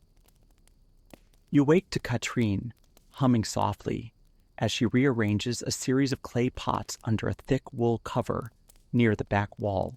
"What's that, you ask, pulling your cloak around your shoulders?" She looks up with a small, proud smile. "Our pantry." You step closer and see the rows of jars, baskets, and wrapped bundles tucked into a dugout corner of the house, its floor lined with stones and old wool. Nothing fancy. Nothing modern. Just methodical, quiet preparedness, a pantry for people who have learned to count the winter in weeks of food. Today's lesson, the subtle, satisfying prestige of being boringly prepared. You expected the pantry to be sparse, but it isn't. It's just calculated. Everything has its place, its season, its purpose. A crock of whey, dried fish skins braided and hung like garlands, slabs of moss bread wrapped in wool, barrels of butter sealed in linen, potatoes still flecked with soil nestled beside last season's barley in stitched leather pouches. Katrine lifts the lid of a stoneware jar and lets you peek inside fermented root vegetables in whey speckled with herbs. You don't even flinch this time. "This'll take us through March," she says, patting the side. "If we're careful." Being careful is more than rationing. It's an entire philosophy of modesty and foresight. Icelanders didn't hoard. They didn't feast recklessly. They planned. They stretched. They respected the future like it might walk through the door at any moment and ask, "What's for dinner?" You run your fingers along the shelves. Each item tells a story.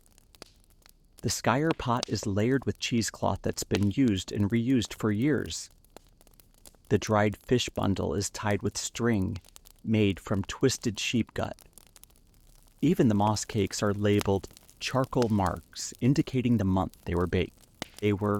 Historians often overlook this part of Icelandic food culture caught up in the drama of fermented shark and dung smoke.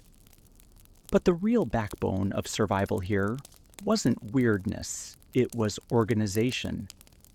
The quiet, consistent rhythm of drying, burying, salting, and fermenting. Not just to eat, but to endure. Katrine tells you that among neighbors, the fullness of your pantry could earn you real respect. A woman, with a barrel of butter, enough dried fish to last the dark months, and no need to beg from others. She wasn't flashy, but she was admired. She didn't panic, Katrine says. She planned. There were even folk sayings about it. Better a cold hearth and a full barrel than a warm fire and an empty gut. Fish that sings in autumn silences hunger in spring. Some sound poetic. Some sound like subtle warnings. All of them are true. You help rearrange the pots, learning how the airflow keeps moisture from settling, how the wool insulates, how herbs like angelica are tucked among roots to ward off rot. It's not a kitchen. It's a strategy. That evening you dine on simple things, from that pantry dried lamb, sliced thin soaked barley sour butter moss bread. Nothing remarkable, but everything nourishing and quietly triumphant. Katrine pours you a cup of cooled whey, looks over the shelves with a satisfied nod, and says, "We'll make it." You believe her, and as you lie down to sleep, the scent of dried herbs and old wool around you, you realize something. Luxury isn't always feasts or fires. Sometimes it's knowing you don't have to worry about tomorrow's dinner, because you've already buried it, dried it, sealed it, and remembered exactly where you put it. It's still dark when you wake, though the rooster, yes, that single noble hen's somewhat lazy partner, has croaked out a half-hearted crow. The house is silent, except for the soft crackle of the dung fire, and the sound of Katrine padding across the earthen floor in her thick wool socks. She motions for you to follow, but instead of handing you a bowl of whey or a hunk of moss bread, she hands you a sheepskin cloak. "Time to visit the cellar," she whispers. You've heard about the winter cellars spoken of in the same tone as ghost stories and tax season. And now, you're finally descending into one. The cellar is nothing fancy, just a shallow dugout behind the house, its entrance covered with turf and sealed with a heavy wooden door. It takes some pushing, and the hinges groan like they haven't been asked to perform in a while. Inside, it's not what you expect. It's colder than you imagined, yes, but not freezing. The air is thick with damp earth wool sourness and the unmistakable perfume of something old that has accepted its fate. "This is where it all waits," Katrine says softly. She lights a tallow candle and shadows flicker across the low stone walls. You see rows of earthenware crocks baskets covered in sheep hide and bundles of dried fish hanging like medieval laundry. The smell is sharp, intense. Not quite unpleasant, but demanding. You breathe it in. Whey, sour milk, cured meats, tallow, smoked moss. You start naming them in your head like aromatherapy scents for very adventurous people. She pulls down a small crock, opens it, and hands it to you. Inside, fermented turnips. They're soft yellowing slightly and give off a scent that falls somewhere between sauerkraut and old socks. You try not to recoil. "These are from last summer's harvest," she says, still firm. You believe her, and also believe you'll let her have the first taste. Cellars like this weren't just pantries. They were lifelines, a space between survival and starvation where every shelf was a decision made in warmer months for a darker day. In some Icelandic homes, the cellar was the most carefully managed space. Children were told not to touch anything without permission. Some foods were saved strictly for illness. Others were portioned with terrifying precision. Historians still argue how standardized these storage systems were. Some evidence suggests detailed household tracking, scratched symbols on walls color-coded cloths, bundles arranged by the moon cycle. Others believe it was all by memory passed down orally stored in the sharp instincts of the householder. Either way, the result was the same as cellar that didn't just store food, but stored time. Katrine shows you another corner where slabs of smoked lamb hang beside small leathery parcels.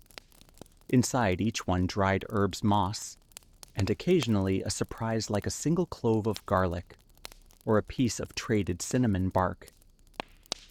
"My grandmother's spice kit," she says, smiling. "You can't help but marvel. In a place where sugar is rare, meat is a blessing, and bread is part lichen. This space feels sacred." Later, she pours a tiny bowl of fermented whey and offers a slice of lamb thinly cut, still cold. You taste it there in the cellar, surrounded by hundreds of preserved meals. It's earthy, chewy, and quietly marvelous. There's no tablecloth, no music, just the sound of wind above your head and a few satisfied mice probably hiding in the rafters. You eat slowly, reverently, because here in the darkness beneath the snow and silence, you understand this is where Icelandic winter really lives. Not in the weather, but in the cellar patient pungent, and waiting for you to need it. That night, back in your bed of sheepskin, you still smell faintly of sour roots and smoked lamb. And honestly, you wouldn't have it any other way. The next day dawns with a bitter wind and a sky the color of boiled milk. It's the kind of cold that sneaks into your joints before you're even out of bed. And yet the scent wafting through the house makes your stomach rumble before your eyes are fully open. Bone broth. Not just any broth either. The kind that's been simmering for days with a deep, marrow-rich aroma that wraps around your insides like a woolen scarf. Katrine is already crouched beside the hearth pit, stirring a small pot with the sort of concentration reserved for surgery. "We'll bring this to Sigrun," she says, ladling some into a lidded crock. "She's due any day now." You've stumbled into the intersection of midwifery and food, where ancient Icelandic customs meet nutrition comfort, and of course, fermentation. Childbirth in 18th century Iceland was no small feat. It was private, quiet, and deeply practical. Homes didn't have birthing beds or attending physicians. They had midwives, wool blankets, tallow candles, and bone broth. Katrine explains that broth was considered one of the most essential foods for a new mother, easy to digest, full of minerals, warm, and restorative. Often made from lamb or fish bones, simmered slowly in water, sometimes with a splash of sour whey wild herbs, or even fermented root vegetables thrown in for strength. You offer to help carry the crock to Sigrun's house, a smaller turf dwelling a little farther down the hill. The wind nearly knocks you both sideways, but you manage to make it with the broth still hot. Sigrun greets you at the door, clearly exhausted, her belly round, and her smile thin but genuine. She cradles the broth like it's gold. Inside, another woman, clearly the midwife, nods in thanks and waves you toward the fire. You're handed a cup of your own, and soon you're sipping it with slow reverence. It's delicious. Savory, thick, slightly tangy from the whey. The bones have given it body. The herbs, angelica, you think add a faint note of forest. You feel warmer immediately. In Iceland, food was medicine long before science caught up. Broths were fed to the sick, the elderly, and especially women recovering from childbirth. The idea was to seal the body, keep the cold from creeping in after such a vulnerable event. Sour milk and barley porridge followed in the days ahead. Dried fish and flatbread came later, once the body had its strength. Historians still argue whether these traditions were purely practical or tinged with folk beliefs. Some accounts speak of milk charms tokens buried beneath the birthing mat to ensure future fertility. Others mention warming draughts made with boiled moss and honeyed whey, drunk in silence by candlelight. You ask the midwife if any such things are still done. She raises an eyebrow. Depends on the midwife. That evening, Katrine prepares her own version of a recovery meal fish broth, thickened with barley topped with fermented butter, and served with a single slice of boiled root. This is what my mother got after my youngest sister, she tells you. Said it made her strong again. The warmth spreads slowly through your belly, down your arms, into your bones. You chew the root, slowly savoring its quiet bitterness. Not every culture would serve moss and butter to a woman who just gave birth. But here it makes sense. Every ingredient has a purpose. Every bite is a promise you are still here. You will keep going. Later, as you lie back and listen to the wind return more gently this time, you think of Sigrun, of broth bowls and quiet women whispering prayers beside dung fires. No painkillers, no birth plans. Just food, warmth, and hands that know what to do. You fall asleep wondering how many generations were fed back into life by that same pot of bones. The snow hasn't let up and neither has the wind. It whistles softly through the gaps in the turf walls, a sound you've learned to tune out like the house is breathing in its sleep. Inside, it's quiet calm and surprisingly festive, because today Katrin opens a small wooden hatch in the wall you hadn't even noticed before. She reaches in and pulls out a squat little cask crusted at the edges with frost. It sloshes when she shakes it. Found it, she says, pleased. A bit of sour ale. You blink. Wait, Al, I thought you didn't. Don't get excited, she interrupts. It's not that kind of ale. You are about to experience one of the rarest of 18th century Icelandic beverages, surreal, or sour ale, a fermented drink that sits somewhere between weak beer and mildly judgmental vinegar. She pops the lid, and immediately a sharp, tangy scent hits your nose.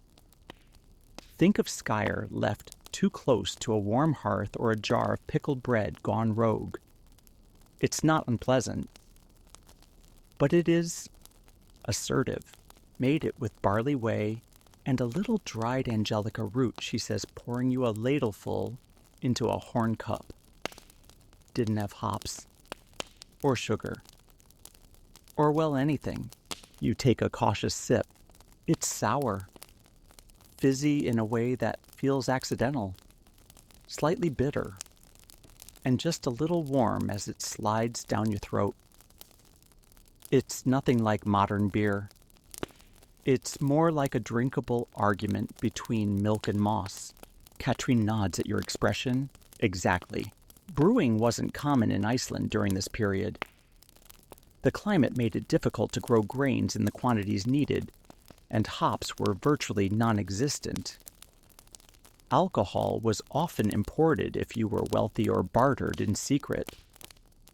But in isolated villages like this, families made sour ale with whatever they had leftover barley gruel fermented, whey-dried herbs, even dried fruit rinds if available.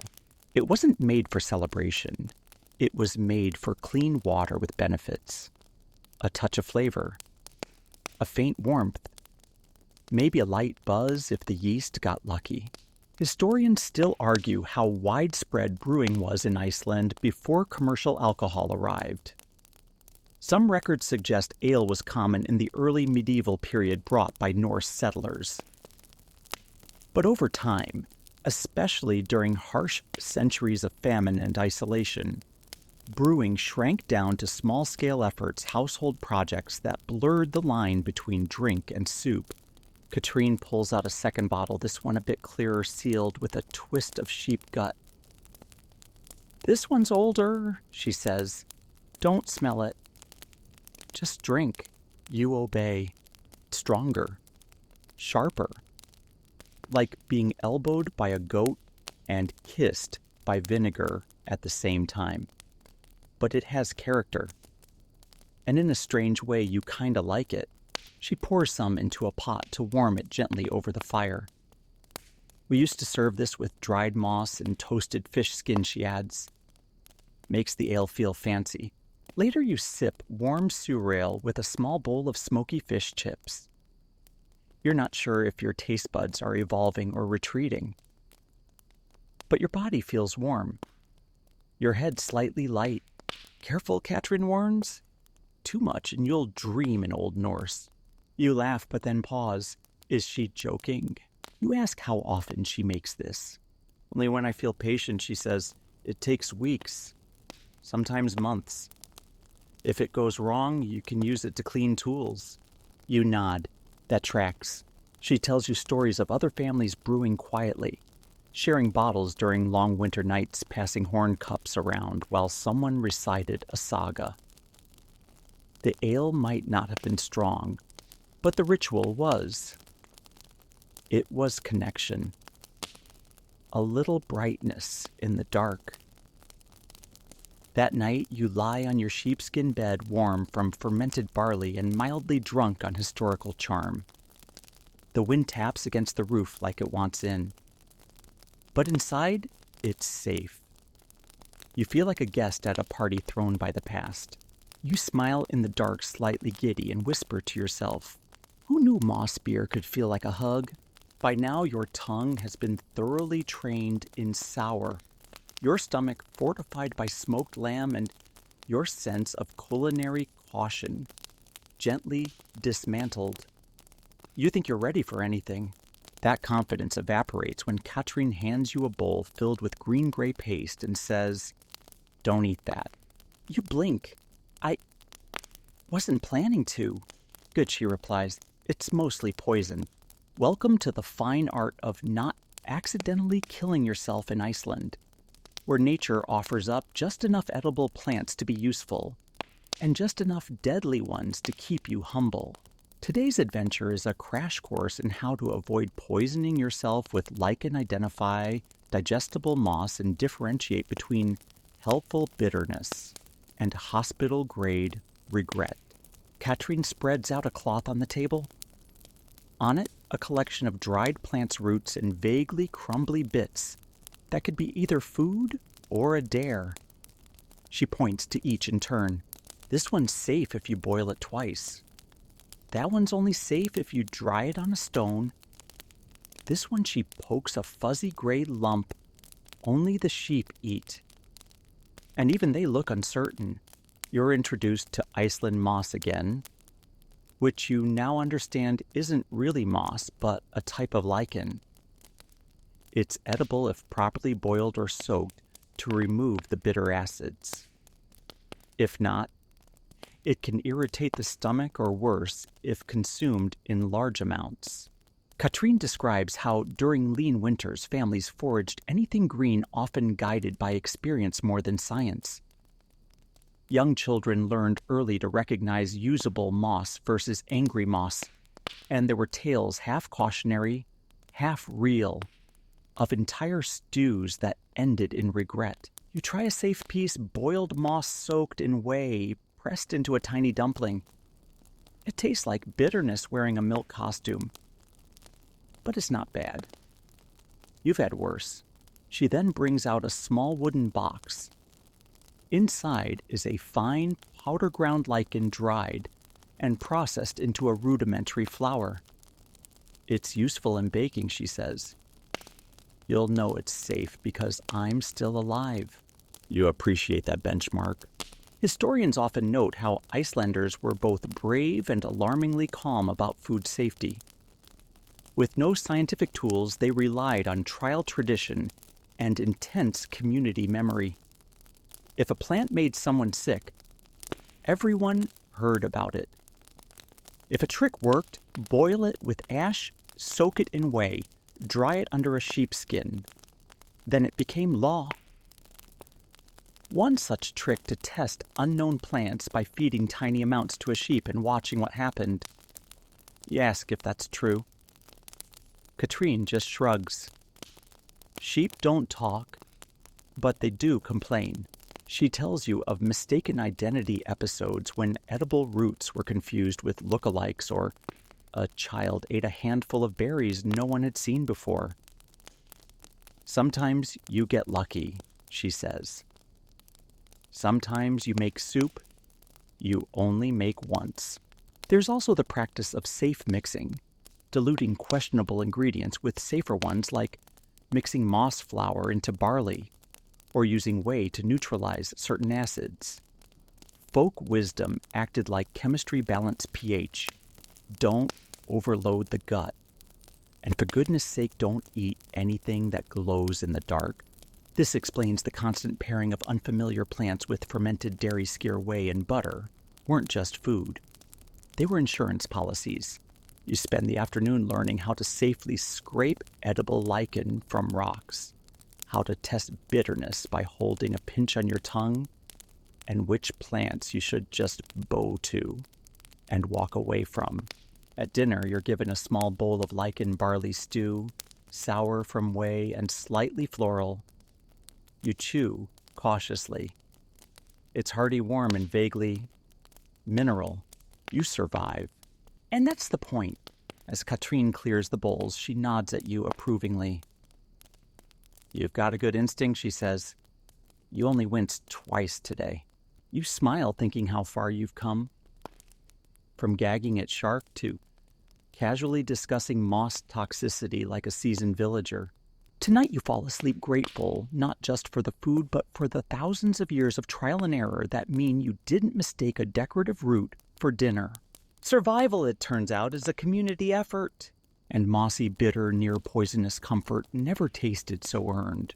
You're outside helping gather wind-dried fish when Katrine squints up at the slate-colored sky and says, "Tonight we divide the sheep." You pause, fish in hand. Divide? How?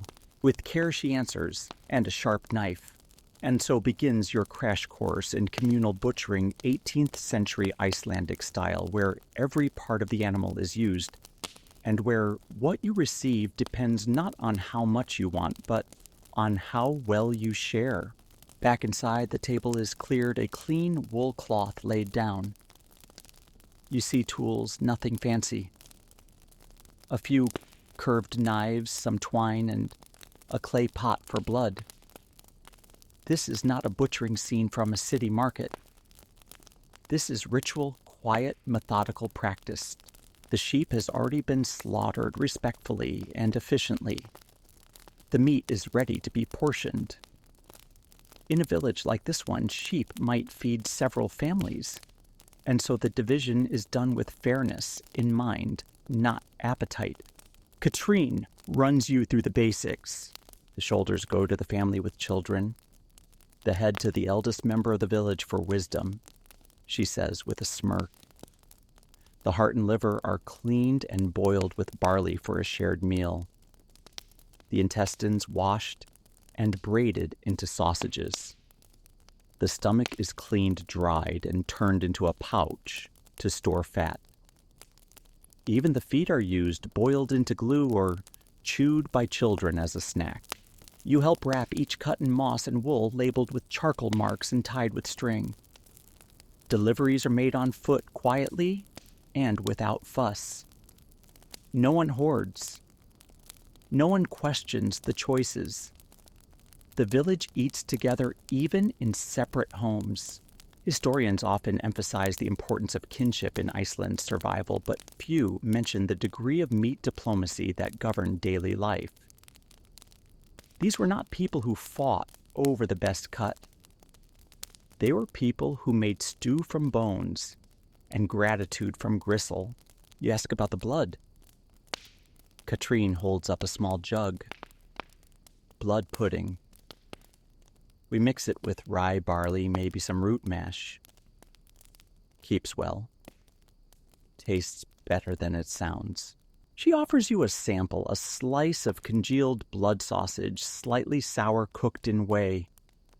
You chew. It's earthy, firm, and not unpleasant. You've had far stranger things by now. Later, she teaches you how to prepare fat cakes, a mix of sweet moss flour and dried herbs packed into sheep stomachs and boiled.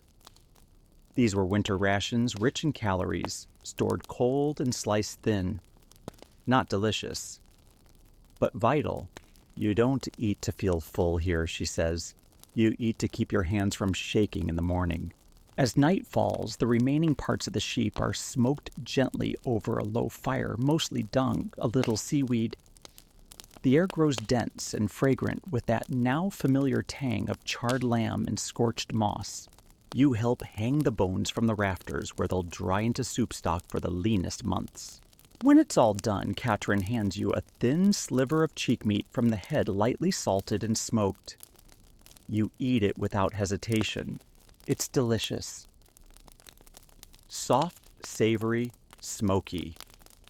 You let it melt on your tongue while she recounts stories of a time her great-grandmother divided one sheep between 9 families and still had enough left over to flavor porridge. That's how you know you've done it right, she says, when even the broth tells a story. You lie down later with the scent of lamb smoke in your hair and the image of moss-wrapped meat parcels tucked into memory. It's not just about the animal. It's about trust. Trust that when winter claws at your door, your neighbor won't have forgotten the slice of heart you gave them last season. And somehow in that you sleep easier than you have in weeks. The next morning you wake to the sound of flapping, soft rhythmic like laundry caught in a light breeze. But when you step outside, you realize it isn't fabric at all. It's fish, dozens of them strung by their tails and hanging from a rack just outside the barn, swaying gently in the cold wind, like the world's most aquatic wind chimes. Katrin says, appearing behind you, perfect drying weather. Today you'll learn why Icelanders in the 18th century didn't smoke all their fish. 'Cause they didn't need to. They had the ultimate food preservation technology, salt air, and endless wind. She hands you a bundle of recently gutted cod. They're firm, slick, and cold. We clean them quick, she explains, before they stiffen too much. Then hang them fast, before the gulls get ideas. You follow her to the drying racks, a simple wooden frame stretched between posts and raised high enough to keep sheep noses and curious children away. The fish are looped onto twine or skewered with wooden pegs. No salt, no smoke, just air. Drying fish like this, known as hard fisker, was both art and instinct. The colder the air, the slower and more evenly it dried. Too warm, it spoiled. Too damp, it went soft. Too still, the flies came.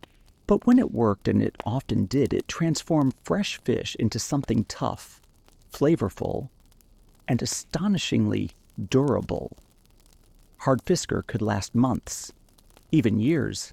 You take a bite from a finished piece Katrine pulls down from a higher rack. It's leathery, chewy, salty in the way only sea-kissed things are. The kind of snack that keeps your jaw busy and your stomach satisfied. Historians still argue over when exactly Icelanders perfected this wind-drying process. Some say it was brought over by Norse settlers, who had similar methods in Norway. Others believe it evolved here, refined by generations of careful trial, salty error, and storm watching. What's certain is that no other country relied so heavily on the natural elements to preserve its main protein source. And somehow it worked better than smoke, better than salt, better than boiling things half to death. Sometimes we season it. Katrine says, pulling out a scrap of dried seaweed and rubbing it on a fillet. Adds a little brine, like a kiss from the ocean. Later, she shows you how the dried fish is stored wrapped tightly in cloth, tucked into crates lined with old wool and labeled with charcoal. It's rotated out every season, the older pieces rehydrated for stew or crumbled over porridge for protein. You ask how many kinds of fish get this treatment. Cod, she says, haddock, even shark if you're patient. But never herring. Herring's a diva. Spoils too fast. You nod as though you've always had opinions on herring. She hands you a file-like stone and teaches you how to soften dried fish by lightly pounding it. makes it more tender, easier on the teeth, good for the elders. The resulting flakes are soft, almost feathery. When mixed with sour butter and spread on moss bread, it becomes a meal so distinctly Icelandic, you can't imagine it existing anywhere else. You chew slowly, feeling the sea wind settle into your bones. As evening falls, the wind shifts again just slightly, and Katrine hurries out to adjust the drying rack. The process, she explains, never truly ends. You don't just hang the fish and forget it.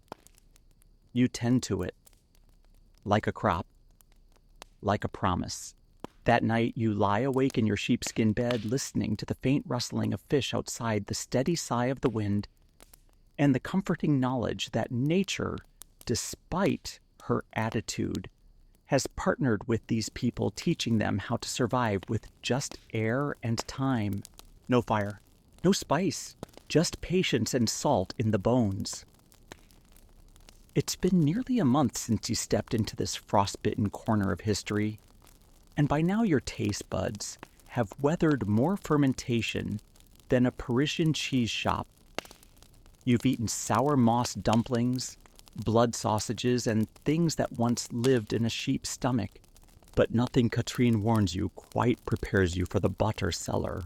You follow her to a small turf mound separate from the house, its door sunken low, like it's hiding something. Inside, darkness, dampness, and the distinct, unmistakable smell of decades-old butter. This, she says, is sursmjör, sour butter. You brace yourself. The cellar is small, cool, and packed floor to ceiling with barrels. Some are sealed with wax.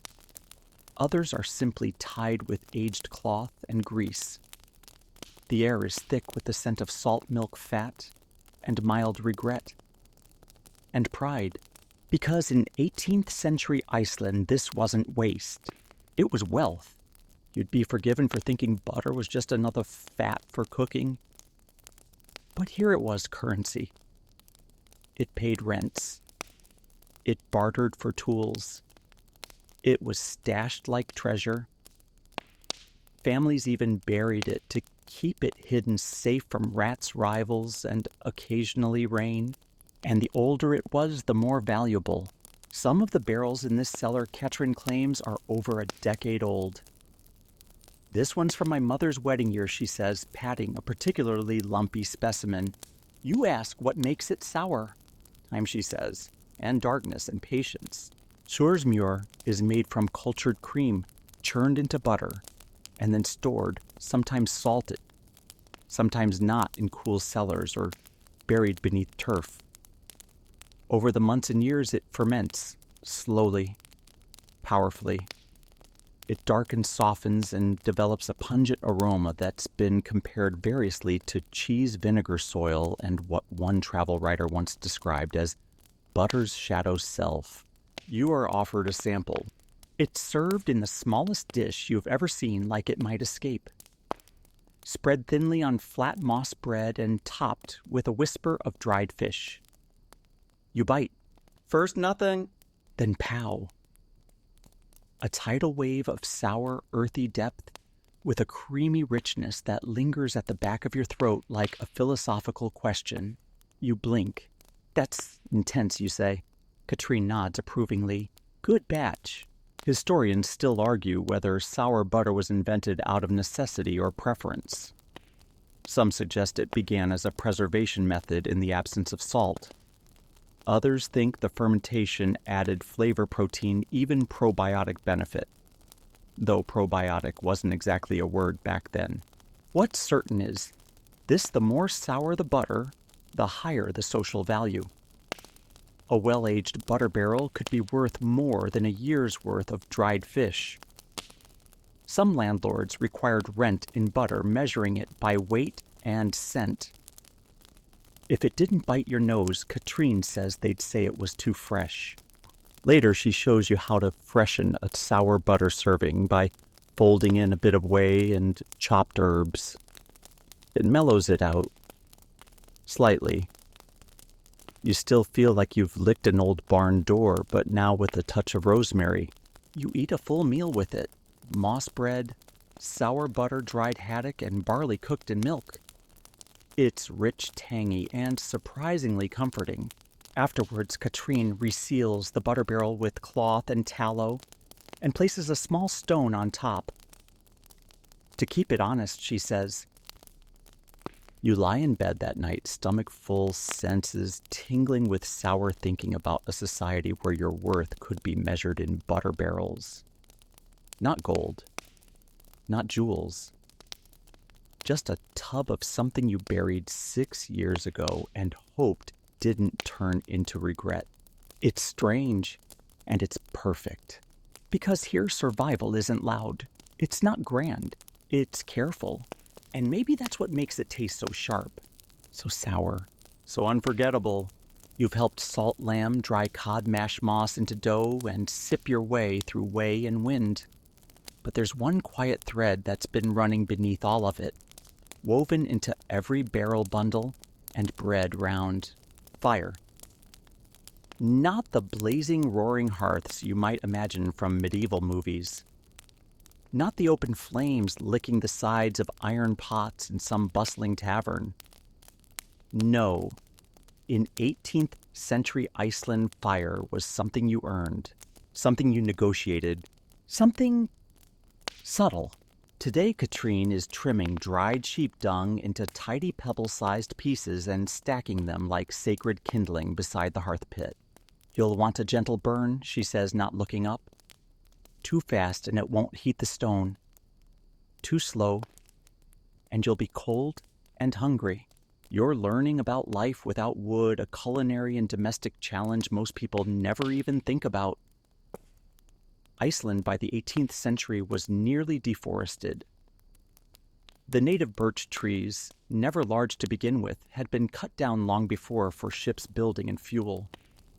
Now firewood was precious, imported, or just gone. So instead, Icelanders burned sheep dung. Katrine hands you a flat paddle. You help lay the dung carefully into the hearth layer by layer, like setting bricks in a small sacred wall.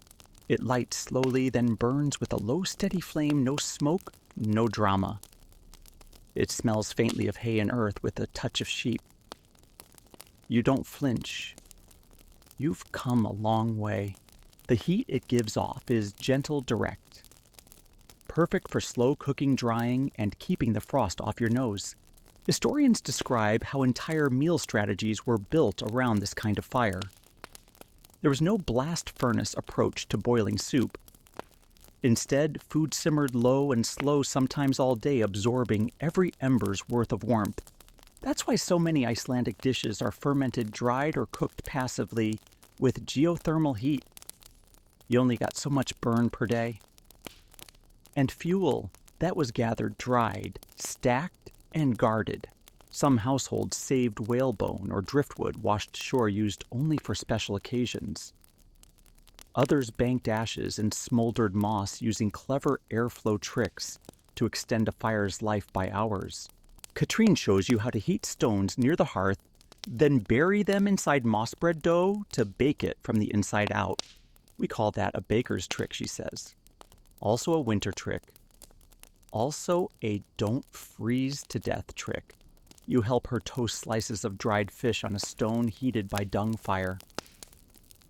There's no pan, no flame-licked sizzle, just the slow release of scent as warmth draws the oils to the surface. You eat the slices with a smear of sour butter and a spoonful of cold skyr. It's simple, deliberate, remarkably satisfying. Later, you learn about the absence of light, how candles were precious, made of tallow or fish oil, sometimes shared between neighbors. Many households worked, ate, and cooked by hearth light, only their eyes adjusting their rhythms, guided not by clocks, but by the fire's glow. Katrine hands you a fish oil lamp, a simple dish with a curled wick made of twisted wool. Light it, she says.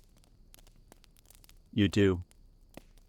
It flares softly, casting a yellow arc over her lined face, over the wall of dried moss cakes behind her, over the steady flicker of the dung fire. You learn to see differently here, she says. Slower, softer. And you do. You begin to notice how shadows move, how heat pools, how food never boils, just steeps, how even hunger becomes patient. That night you lie in the dark, the hearth reduced to a warm sigh. You're wrapped in sheepskin belly full of slow-cooked barley hands, still smelling faintly of ash and lamb fat. There's no fire roaring, just the memory of one. Somehow that's enough. It's your last full day here, and you wake before the rooster for once, not because of the cold or the wind or the sound of someone sharpening a fish knife too enthusiastically, but because the stillness feels ceremonial. Katrine is already up, of course, humming softly as she sets out bowls and bread. Today's breakfast is familiar. Flat moss cakes, a curl of sour butter, a thin slice of dried lamb. But the mood is different. You've earned one more job, she says. You follow her outside boots crunching over frost-hardened earth down a narrow slope where the grass grows patchy and thin. At the base of the hill sits a shallow pit lined with stones, warm stones, steaming faintly in the morning air. Time to dig up the rye. Ah, yes, the buried bread. 1 month ago, this would have sounded like a prank. But now you nod seriously and grab a shovel. Katrine explains as you dig the dough was buried in this geothermal pit nearly 2 days ago, packed in a wooden vessel wrapped in moss and weighted with stone. No fire, no smoke. Just earth, time, and heat pulled from the belly of Iceland herself. This is Verbrod hot spring rye bread. You lift the vessel carefully. The smell escapes first sweet, dark, earthy, and comforting. You pry off the moss and unwrap the cloth, revealing a dense, round loaf the color of wet chestnuts. Inside it's moist, steaming, and gently sticky, like gingerbread made by a volcano. She slices it with a taut piece of twine, then hands you a piece. It's warm in your hand, rich, and molassesy on your tongue, with the kind of sweetness that sneaks up on you and makes your eyes close without permission. It's the closest thing we have to cake, she says. You nod, chewing slowly. You believe her. You share the loaf over a small morning feast, rye bread with butter, with dried fish, with sour skyr, and finally, decadently dipped in cold fermented cream. It's absurdly good. There's laughter, soft chatter. Even the rooster sounds proud. And yet beneath the comfort you feel a kind of gravity settling in. This was never just about food. It was about how people become part of the land, and the land part of the people through what they eat, save, bury, and remember. Every dish here told a story. Every flavor held a choice. To adapt, to persist, to prepare not for plenty, but for enough. Historians still puzzle over how a society with so few resources managed to survive centuries of isolation, volcanic winters, and occasional Danish interference. Some credit resilience. Others point to innovation. But the truth is probably this. They learned to listen. To the wind, to the sheep, to the souring cream, to each other. Later that evening, as the sun dips behind the black ridge and paints the mossy roofs with gold, Katrine presses a small bundle into your hands. Piece of bread, she says, and a sliver of butter. For the road. Or for remembering. You tuck it into your pack, not trusting yourself to speak. That night, you're last in the turf house. You lie wrapped in wool and quiet, the scent of hot rye and sour milk lingering in the air. And you realize you've tasted history, but more than that, you've been fed by it. So now as your breath slows and your body sinks deeper into the softness of your bed or blanket, or maybe just a warm patch of quiet, let's let it all go. The moss, the butter, the slow crackle of dung-fired stew, and the weight of a spoon in your hand. Let it all fade. You're not in a turf house anymore.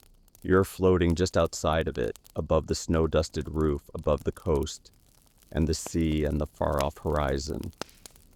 The wind that once howled is now a whisper. The waves are distant sighs.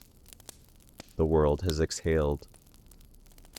Let that warmth linger in your chest, the taste of rye baked underground, the silence of a dark cellar lined with old jars, the hum of an ancient place that didn't ask you to conquer it, only to stay long enough to understand. There's no more work to be done, no bread to bake, no sheep to divide, no herbs to dry. Just rest, because sometimes surviving is enough. Sometimes enough is everything. Let your breath carry you gently now, like wool brushing against skin, like snow melting at the edge of your boots. Close your eyes. Drift. The wind is still out there, but tonight it's not looking for you.